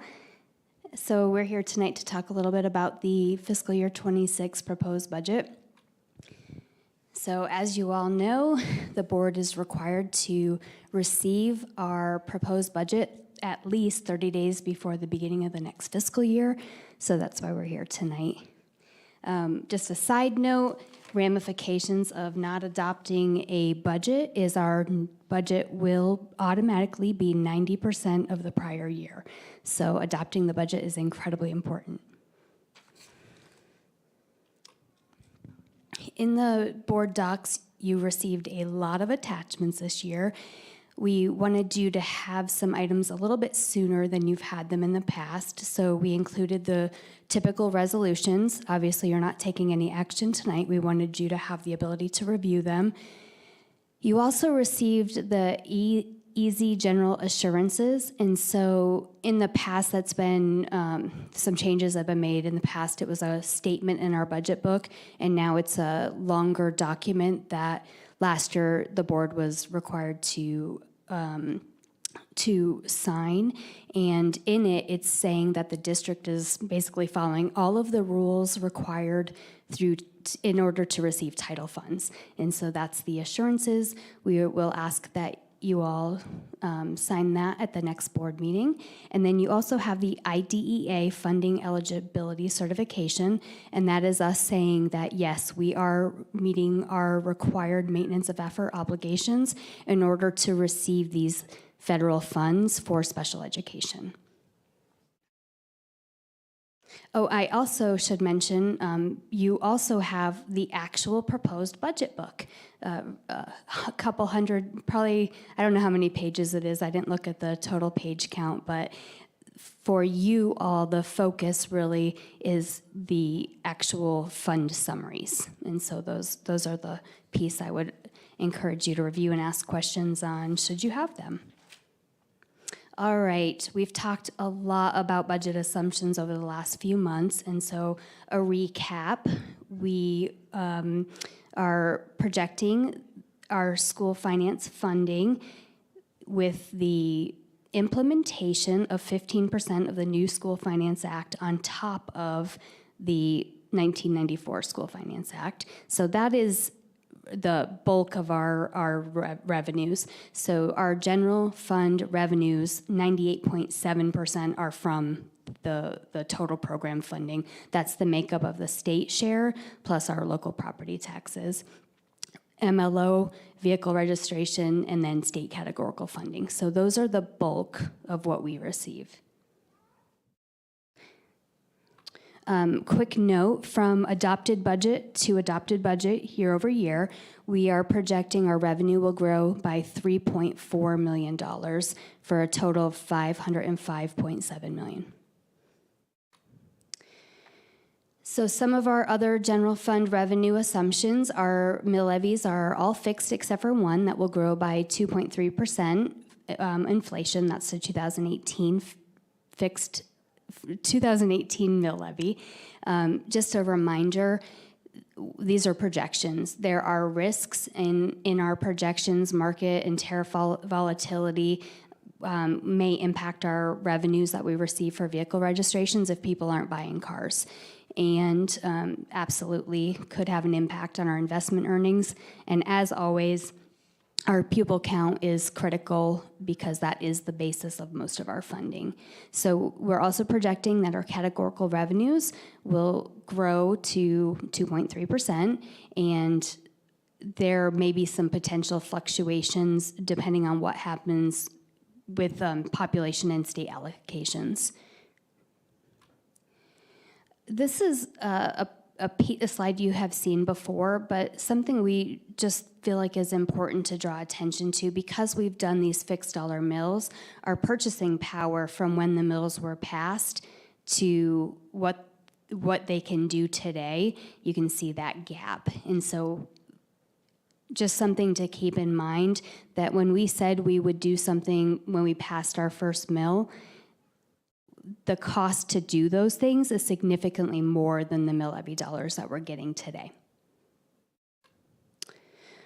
All right, on the general fund expenditure side, we've talked a pretty good bit with the board about the reductions that were made. So one of the big ones was reducing the transfer for the curriculum reserve by $4.4 million, because we believe the balance in that fund is appropriate to handle the upcoming curriculum purchases. We are forecasting the cost of the one-time salary increase and cost of living, and then the many budget reductions that the board has been made aware of. So with all that said, we are forecasting that our total expenditures from adopted budget to adopted budget are actually down $14.7 million in total compared to the adopted budget, for a total of $511.4 million. In those numbers, we do have some one-time expenditures budgeted. So I mentioned the compensation increase one time. That's forecasted at $4.3 million. And then 2.1 for the hard to fill, 2.1 million for the hard to fill pilot, and then 1.1 various allocations for the newcomer center and a whole bunch of things. So small amounts for individual programs that total to about 1.1. As always, as part of the process, the cabinet team will review all of the one-time expenditures to determine if they are truly one-time or if we will ask to bring them back next year. Just some high-level notes on our other funds. Something to be aware of for the nutrition services program, the House Bill 25-1274, Healthy School Meals for All program. It refers to ballot issues to the voters concerning funding for the Healthy School Meals for All program. And that will determine the outcome of, that will have an impact on the future of that program. And so there's different assumptions that how the state will handle it if this doesn't pass. We may get funding to continue Healthy Meals for All for the full fiscal year, or it may end in January. So more to come on that piece, and something to watch for. Both food service and base and pupil, not both, base, food service, and pupil activity, those are self-sustaining funds, as well as our other special revenue funds, our grants and whatnot. Those are self-sustaining, meaning that their revenues cover the cost of their programs currently. And then we have our athletic fund, which is primarily funded from both fees and then a transfer from the general fund. Our debt service fund, we are planning that there will be no increase to the tax levy, 18.665, to pay the debt for our bond program. As you all know, we did our issuance January of 2025, and the amount of funds in that fund, the fund balance, as well as our projected property tax revenues, is sufficient to continue repayment of those bonds. And then for the capital projects fund, our building fund, that's where the funds get deposited basically from the bond that we issued, and where we are spending the money for Thornton High School and those other projects that you've heard about. So once again, the fiscal year 25-26 proposed budget needs to be adopted by June 30th. We will come back to the board in January once we have our updated pupil counts and any information that's relevant to our budget as far as free and reduced lunch, other counts, as well as the updates from the certification of mills. Of course, as you know, that doesn't change our revenue. Whether our property taxes go up, if our property tax revenue goes up, the state share goes down. If our state share goes up, our property tax revenue goes down. So no swing in the total revenue based on that, but as a reminder, that will happen December 15th. And in the amended budget, we'll also update what we know based on federal and state grant allocations and what happens with the Healthy School Meals for All referendum. What questions do you have? Anybody? Not a question that I expect you to answer tonight, but I know the CBO, the Congressional Budget Office, just released, based off the bill that's being negotiated right now, and they're talking about $500 billion in Medicaid cuts that could start as soon as 2026. Do you guys have a way to factor that piece in of cuts of spending that we get in that piece? And then they're also talking about the different tax sharing shifting to the state for SNAP. I just wonder if those are just kind of on a surface level what you guys are watching. Yes, so our Medicaid team is most certainly watching and evaluating that piece. I don't know that we could give a forecast at this time on what we think will happen, but it is something that we continue to monitor. I'll just jump in on that, and Gina can tell me if I'm on track or not. But we already know that we're going to see a significant reduction in Medicaid funding, even if all the other parts of how it's been funded in the past were to stay constant, because the number or percentage of kids who qualify for Medicaid have gone from about 38% to 31% is my rough recollection. I know Gina's going to say, don't quote me on numbers, but I think that's true. So it's about a 20% reduction just because of how the eligibility requirements for Medicaid eligible kids and families have changed now that the pandemic's done. So we'll see a reduction.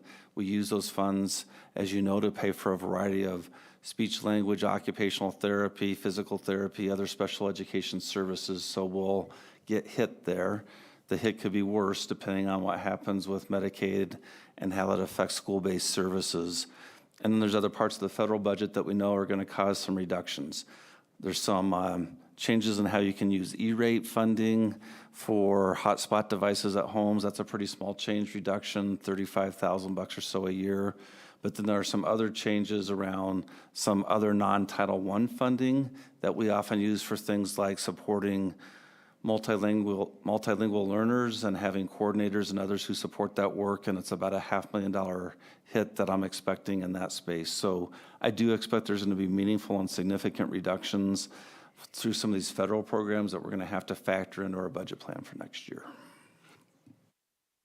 And the only thing I can really contribute to that is that Gina can correct me if I'm wrong. We already pay more than the state provides for special education purposes, right? So Yes. we have to fill that gap ourselves. Thank you. Yes.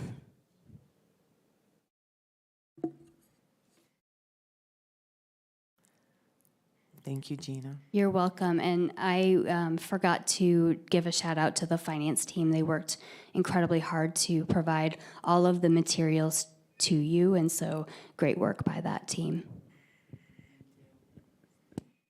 Yeah, I'll just emphasize that. One of the attachments that you have in there is a 177-page financial plan and budget. And I think historically that document's not been done until summerish, like July, August. I'm looking at Gina, she has recollection. Budget book usually July, August, maybe even later. Later, yes. So to have it in May to look at, that's a Herculean effort, and I just appreciate Gina and team making that happen. Yes, we really think it's important in order for you to adopt the budget to have the full document. And so that was a huge goal Aaron and I had last year for this year. So really proud of the team for making that happen. And just for the sake of sharing out, that budget document is available, an annual budget will be available on the district website. It will, it's actually already available on board docs though. Okay, And yeah. so it is there, and I'm looking at Aaron because I can't remember if we'll have the proposed on the website under financial transparency tomorrow. Yeah. Thank you. You're welcome. And I hope somewhere down the line shortly, you guys get some time off. You've worked very hard this year. Thank you. All right. Public comment on the proposed financial plan and budget for fiscal year 2025-2026. No one has signed up to address the board for the proposed financial plan and budget. Thank you. On to classified negotiations update. Mila and Paul.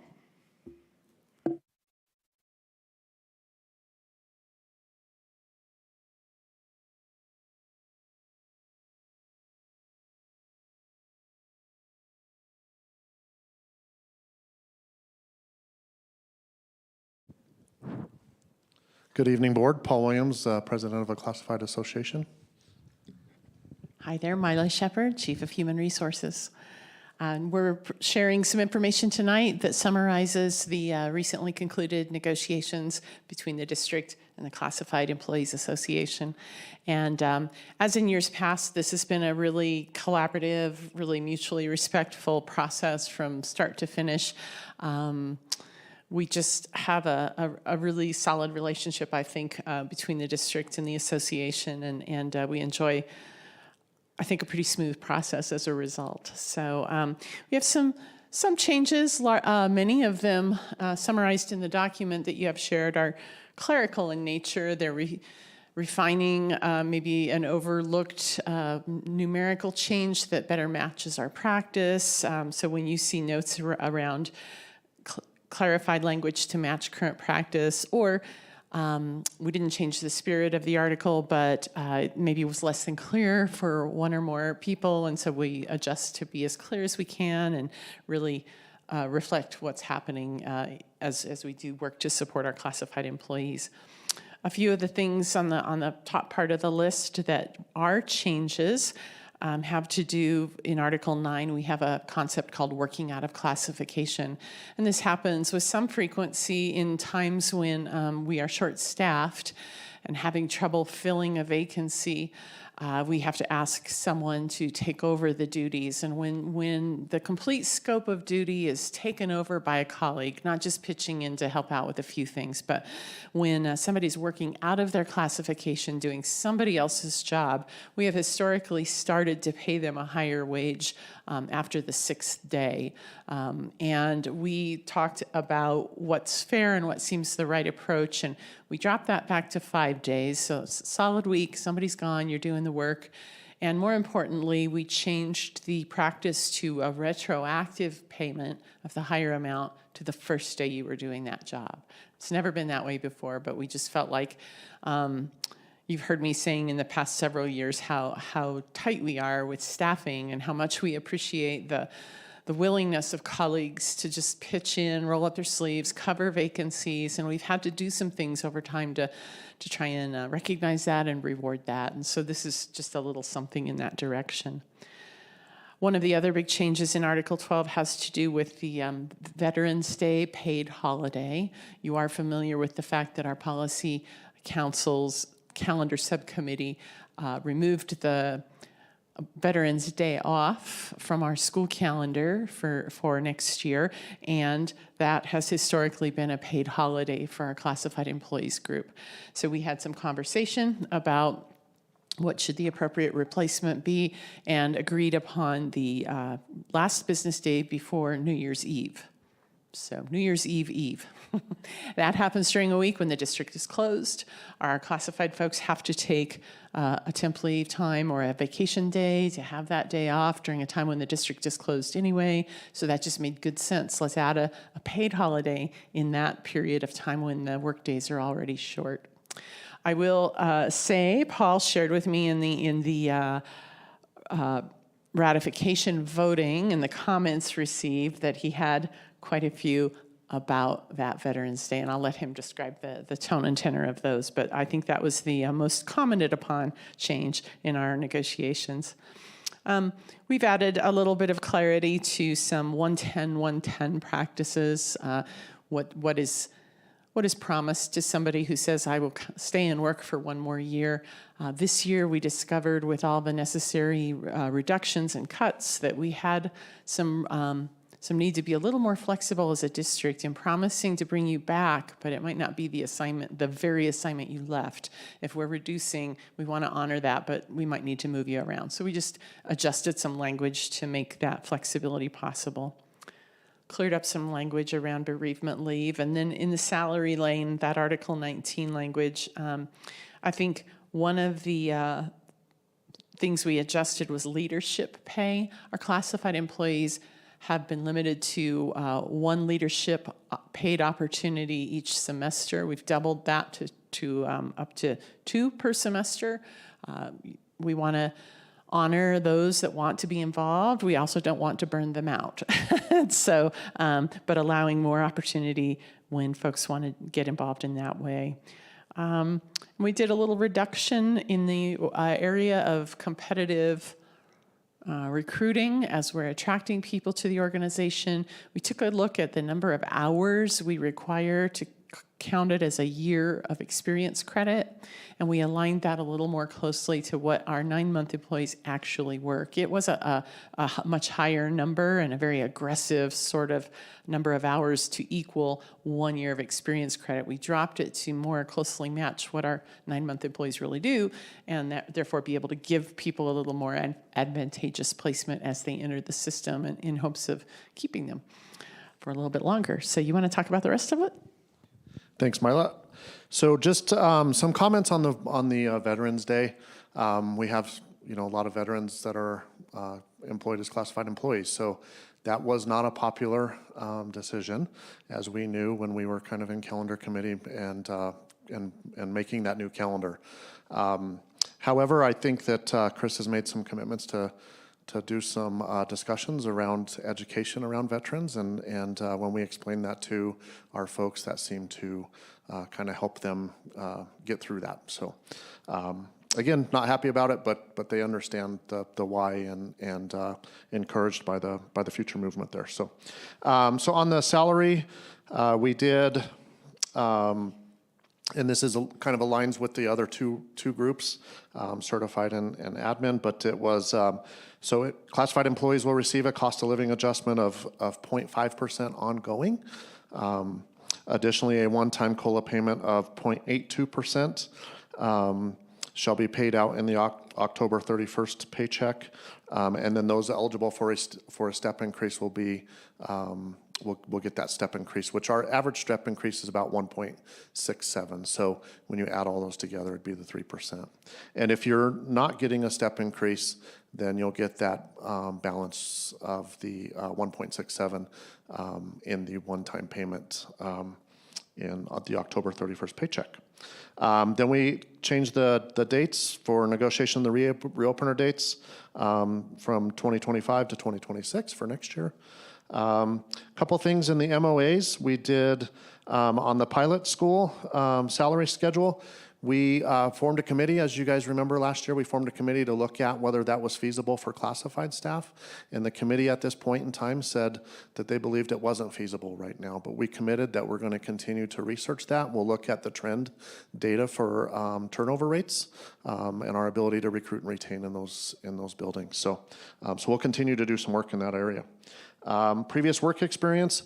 This is something a lot of Mila talked about earlier about the hours. This is also how we recognize previous work experience when you're coming to the district. And we see sometimes that we honor 7 years of previous work experience, and sometimes to ask somebody who's been later in their career more experienced to come in for a lower starting salary is difficult for them. So we decided to put a committee together to study whether what we're currently doing is appropriate or whether we need to adjust there. One of the things we're cautious about is honoring current employees and not having new employees come in there and pass current employees. So we just felt like that needed some really in-depth discussion to to make sure that we're honoring current employees. Premium pay, continue to explore the expansion of additional languages. We think we found an avenue where we can expand that language premium pay. Currently, we're doing Spanish, and we believe now that we found a kind of a area we're able to test for additional languages. And then temporary coverage, just removed. We updated that language in there, and what we did was just remove the study committee language in that and just moved it to a more permanent MOA. So the ratification passed. It was 86% yes, 14% no. Again, the no comments were around Veterans Day was kind of one of the strong pieces there. And then so the other thing I just wanted to say real quick while I still have the opportunity is thanks, district, for being collaborative with us and entertaining us through the negotiating process. One of the other things I want to say is just thanks to Mila. I know this is her last negotiations. We're really going to miss her. That's been fantastic to be able to partner with her and get this work done. She's been really great. We were nervous when we were losing her Mark before Mila, and Mila had stepped in there and just done an amazing job and really was just a champion in the work to help us get done, not only in negotiations, but also in the day-to-day operations for us with employee relations and all those. So just thank you to Mila and thank you, district, for being a partner with us. I have a quick question. Around Veterans Day, was there any discussion looking at when we shifted that paid time off? We're shifting it from right before the holidays to right after the holidays. Was there any kind of discussion around that piece? So one of the things that, as you know, the largest gap that we have for employees, especially in that 9-month piece, is in that Christmas kind of holiday area.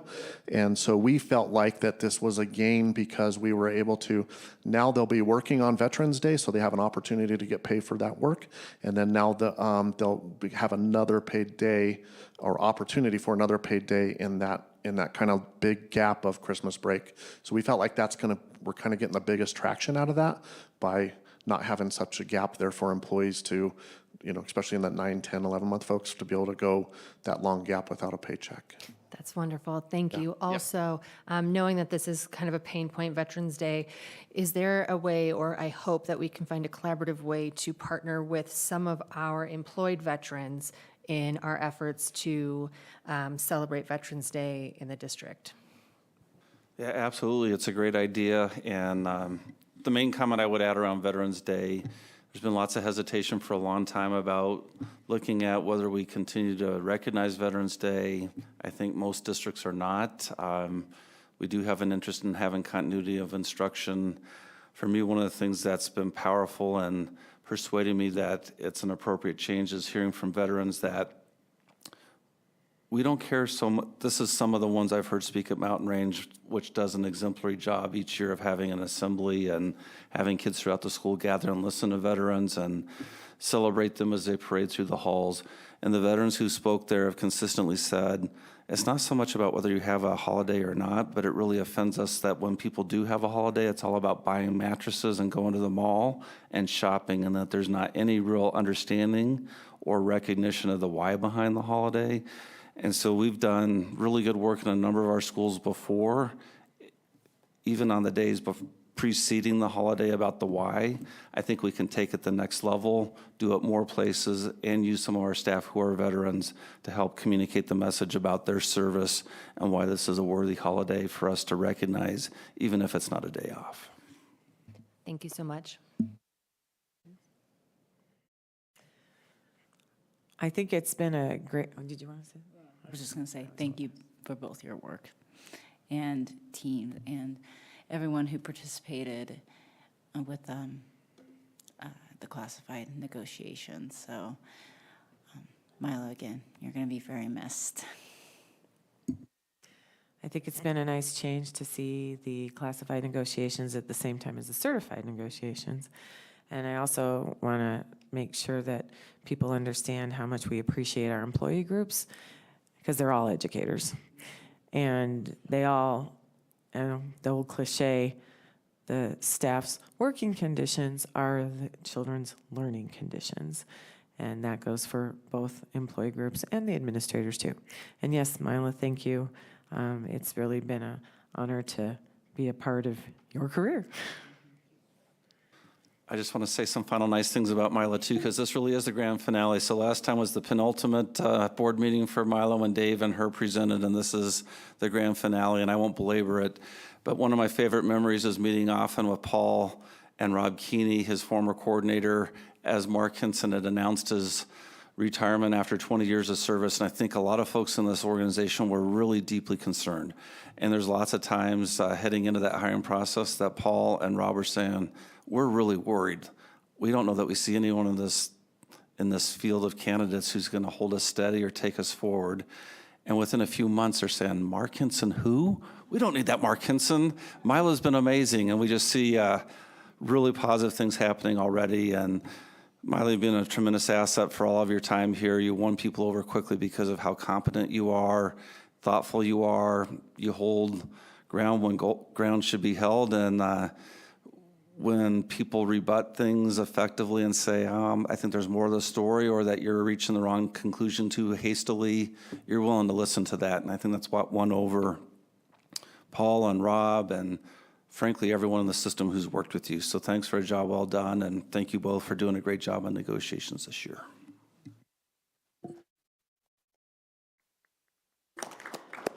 And the board will vote on both contracts next time. Okay, proclamation, LGBTQ plus Pride Month. I will entertain a motion to adopt the proclamation declaring June 2025 Pride Month in Adams 12 5-star schools as presented. So moved. Second. Is there any discussion? I'm just always happy to see resolutions like this come before the board. I think in terms of the Trevor Project, which reports on lots of studies, lots of surveys of kids who are LGBTQ plus, who and how they respond to different environments. And when you have a welcoming environment that embraces them, it saves lives. So I will vote for any sort of proposal that or resolution that does that all day, every day. I would like to echo that and just say, you know, the national rhetoric gets scary, and to our LGBTQ plus kids, this will always be a safe place for you to be. And I think there's a commitment on our administrative side to make sure that that is true. And I should have said in the public comments, but next month will be both Adams and Broomfield Pride. So we hope to see you there.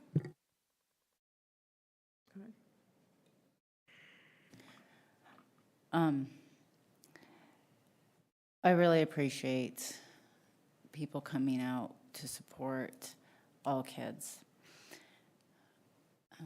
I think what's been really heavy on my heart is the lack of empathy shown to many kids and people that just are not like them. One of the biggest things we can do to build a strong community and is relationships, building relationships and developing relationships with people that we might not necessarily like, but these are kids. Somebody just said in public comment tonight, these are kids. It is as simple as that.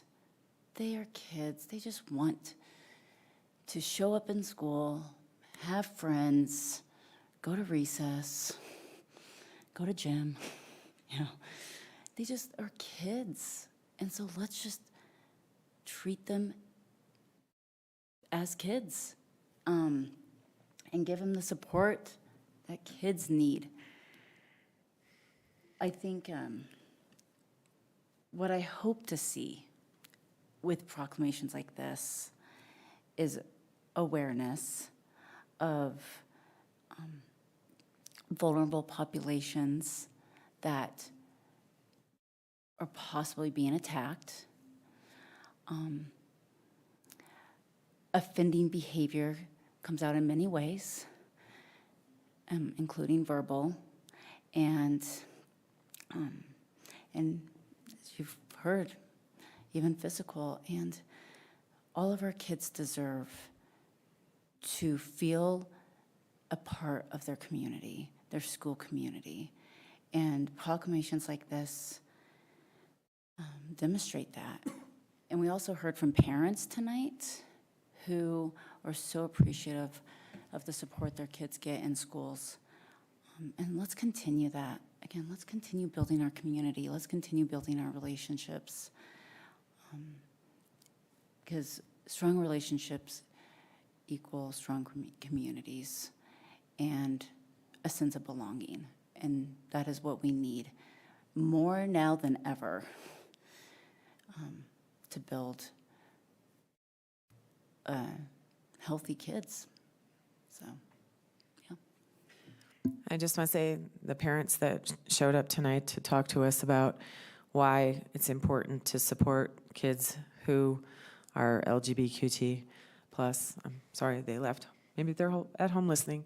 I appreciate them coming forward and sharing their thoughts with us, sharing their stories, and sharing examples of what can happen if we aren't supporting our kids. We need to support all our kids because all our kids are fragile some way, and the outcome isn't always pretty when they aren't supported. So thank you. Director Assad Lucas. Aye. Director Battistelli. Aye. Director Goldstein. Aye. Director Marsh-Holshin. Aye. Director Potter. Aye. Okay, monitoring report. Internal monitoring report, operating limitations policy 1.1, K-12 core content curriculum articulation with school-specific examples.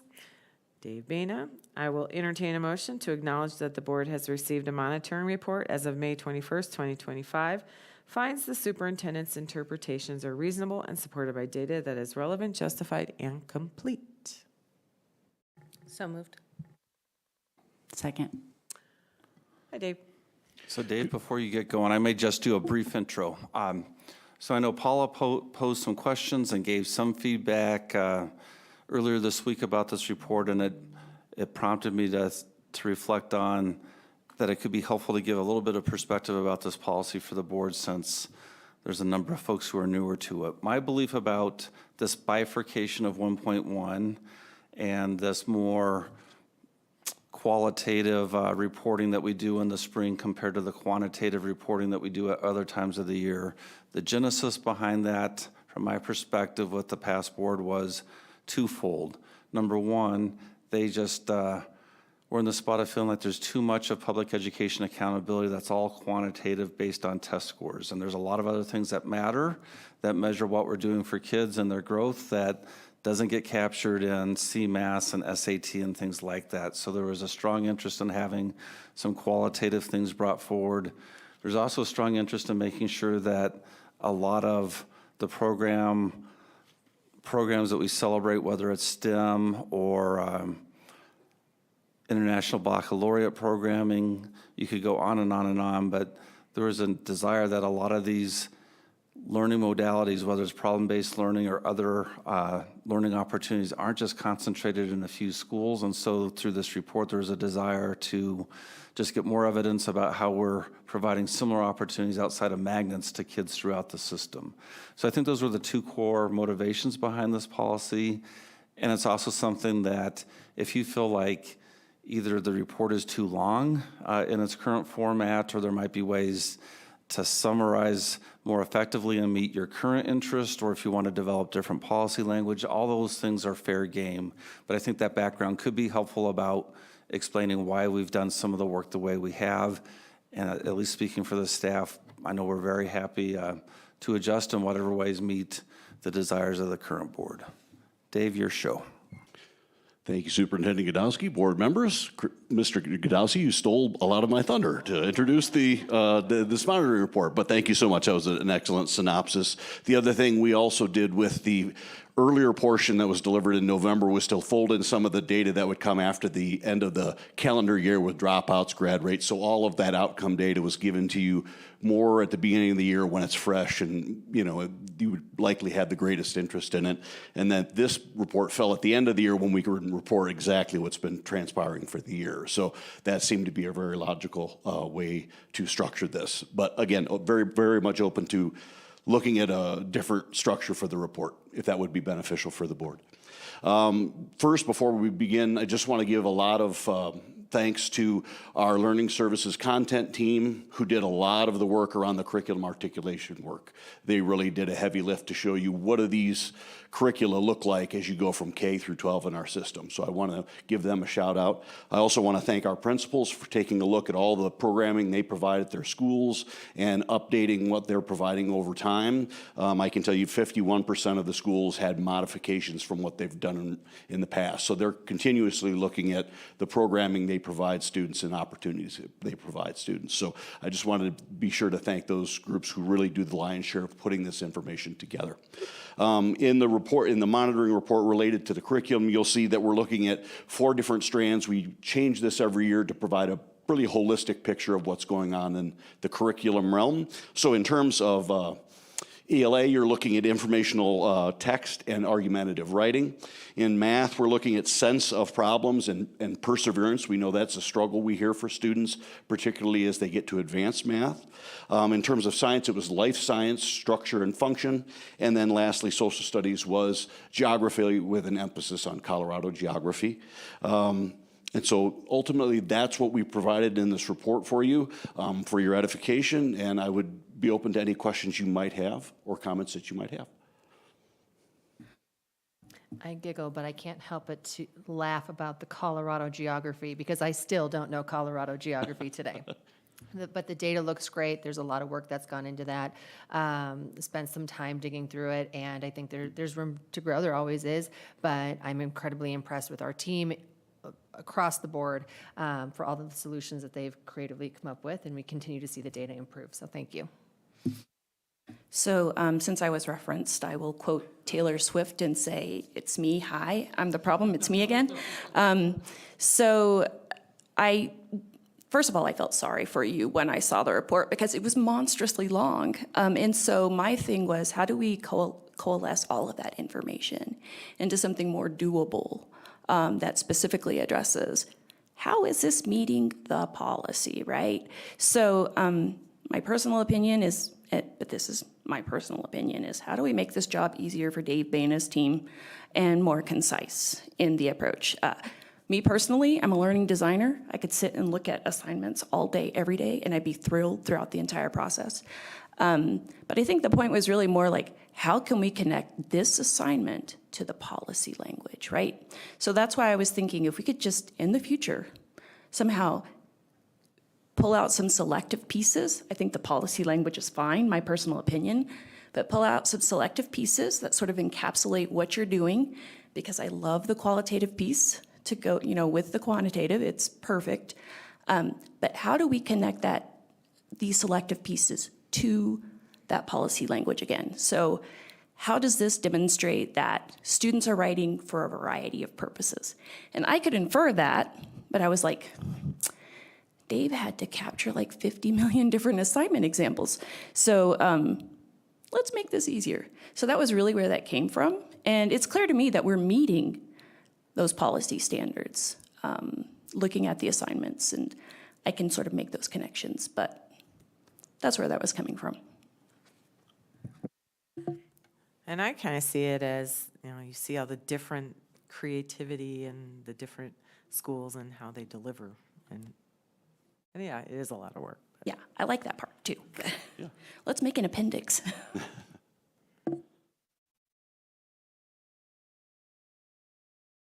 I'll just say, before Steph gets her trigger finger going on call and roll, but oftentimes we've had these kinds of situations where a board member has some ideas about ways for us to have a tighter, a more logical linkage between policy language and data reported, or to find ways to to be more efficient so that you're not going through an 80-page report, which used to be almost all of our monitoring reports 25 years ago were like voluminous like this. So if it works for the group, I'd be inclined to invite Paula to have a meeting with like Dave, myself, maybe someone from Learning Services, and just explore further some of the ideas and opportunities for maybe streamlining parts of this report in ways that I think are still going to honor what Lori shared and what I've heard others remark upon, and not take away the essence of what I think people like in this report, but see if there's some efficiencies we can gain and maybe some more explicit connections about things like this data and how it proves up that we're teaching kids to write for different audiences or different types of purposes. So I'm not seeing any objections to that. Paula, if you're not objecting, we will huddle up with you probably in June, if you're so willing, and dig into this more. Director Assad Lucas? Aye. Director Battistelli? Aye. Director Goldstein? Aye. Director Marsh-Holshin? Aye. Director Potter? Aye. Okay, thank you, Dave. Thank you. Internal Monitoring Report, Operating Limitations Policies 2.3, Financial Planning and Budgeting. I will entertain a motion to acknowledge that the board has received a monitoring report as of May 21st, 2025 for fiscal years 2025, 2026, 2026, 2027, and 2027, 2028, and finds the superintendent's interpretations are reasonable and supported by data that is relevant, justified, and complete. So moved. Second. Gina? Good evening, board. I didn't put a presentation together specifically for 2.3 because we did the budget presentation. Throughout all of 2.3 monitoring report, the district does show compliance, and mostly wanted to see if you have any questions on any of that content. Any questions?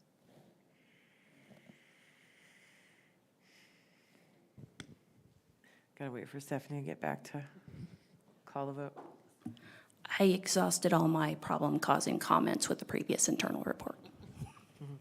Sorry, Dave. Director Assad Lucas? Aye. Director Battistelli? Aye. Director Goldstein? Aye. Director Marsh-Holshin? Aye. Director Potter? Aye. Okay, and then on to Internal Monitoring Operating Limitations Policy 2.4, Financial Conditions and Activities. I will entertain a motion to acknowledge the board has received a monitoring report as of May 21st, 2025 for the period July 1st, 2024 through March 31st, 2025, and finds the superintendent's interpretations are reasonable and supported by data that is relevant, justified, and complete. So moved. Second. Okay.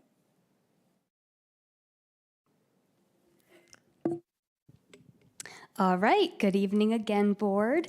This is Internal Monitoring Report 2.4 for the period ended March 31st, 2025. And so this is a PDF, and so I'm going to try to scroll through it correctly. Apologize. I think I forgot to give Stephanie the actual presentation, so she has the PDF version of it here. All right, so as you know, we've been through some of these monitoring reports, and you're looking at the reviewing fiscal compliance that we've put together. So the first piece, we monitor the fund balance and reserves. And so on page 2 of the report, we show that we're forecasting year end that our Tabor reserve will be $15.7 million and our contract reserve will be $16.4 million. As a reminder, the contract reserve is the future payments of certified and classified longevity stipends. And in the budget and in 2.3, we actually show over the next several years that obligation is going to go down because of the people are grandfathered into it. No one new is being added to that. So we'll see that obligation go down, which will be good news for the overall funding of the district.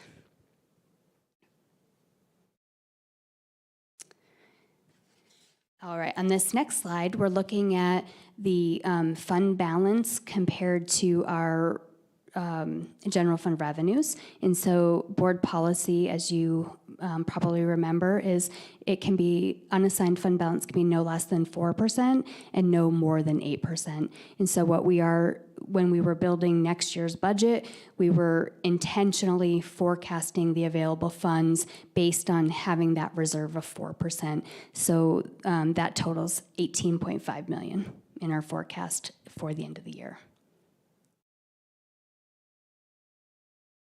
All right, and the next piece is monitoring our cash position and liquidity. As you've heard myself and Aaron share on multiple occasions, a change that the state made in the way they fund us, the timing of our payments for total program, has really improved our cash forecasting. And so we are receiving nearly $50 million faster than we would in prior years because we're getting that state share in equal payments over about 9 months, and then our property taxes. So our funding is more level, which has allowed our interest earnings to be substantially higher this year than prior years and even what we forecasted.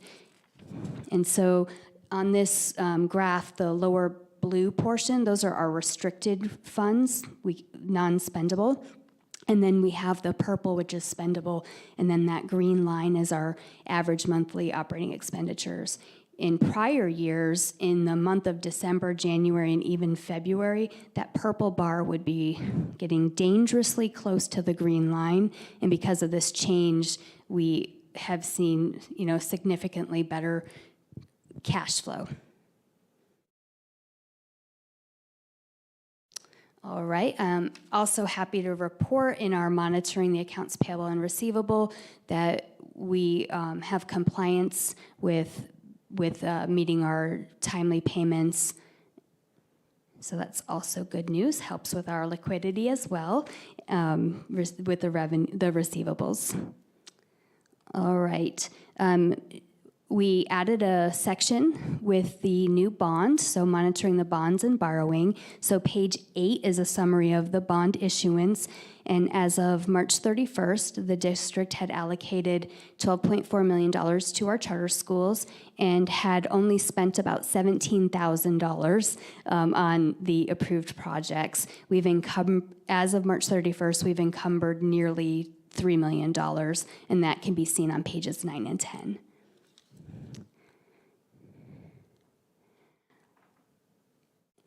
Our monitoring audit compliance and internal controls. As you know, we will soon be starting the work for our annual audit with Clifton Larson Allen, and we will be going out for RFP for a new auditor in the fall. So after the audit is complete, we will go out for RFP for audit services. And then finally, you have our quarterly financial statements.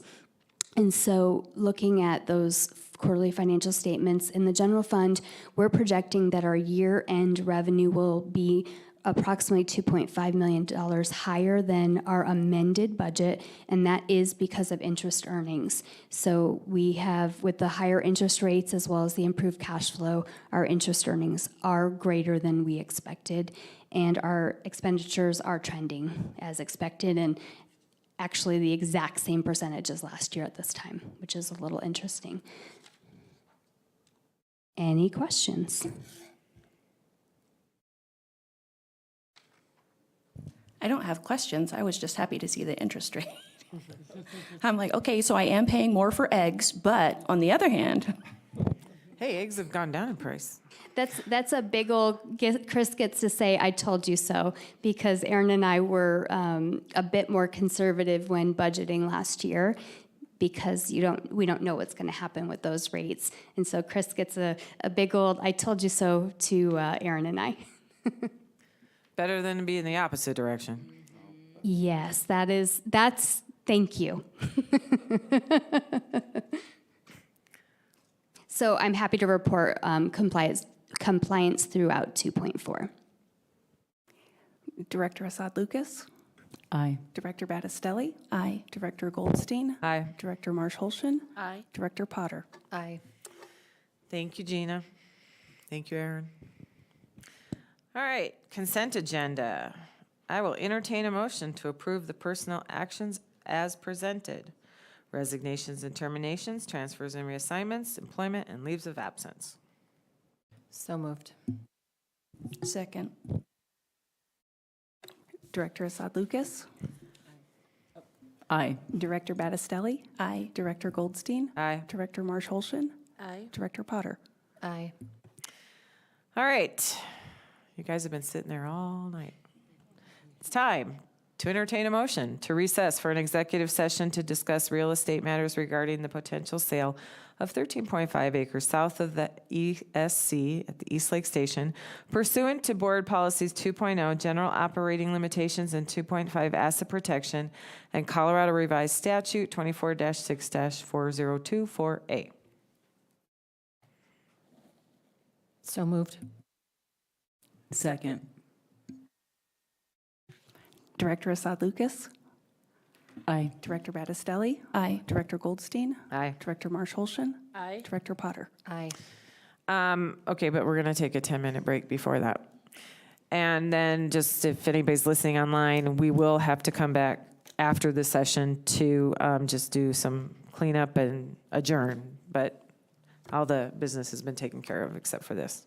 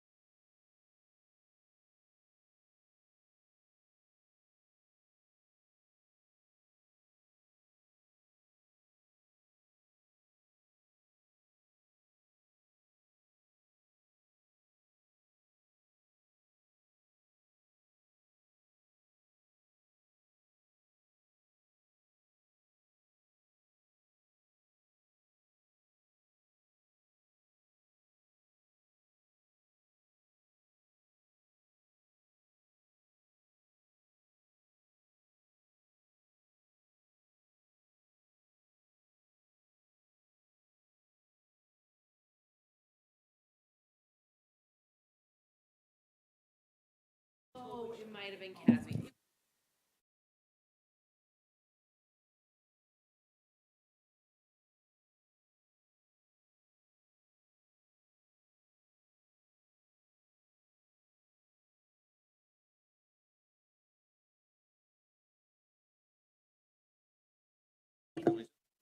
Exec session at 9:17, and we're reconvening.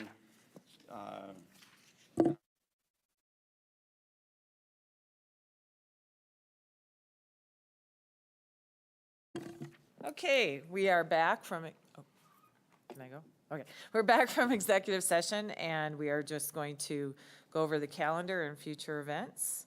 Let's see, we have one more graduation next Thursday, I think? Thursday, yeah. And New America invited us to their graduation. I don't know if anybody is going to be able to attend. And you, I can see the future agenda items. We have we have New America Charter contract renewal. We have some internal monitoring reports. And we will have, CASB resolutions. The timeline for CASB resolutions has been moved back up because of the change in the CASB Delegate Assembly.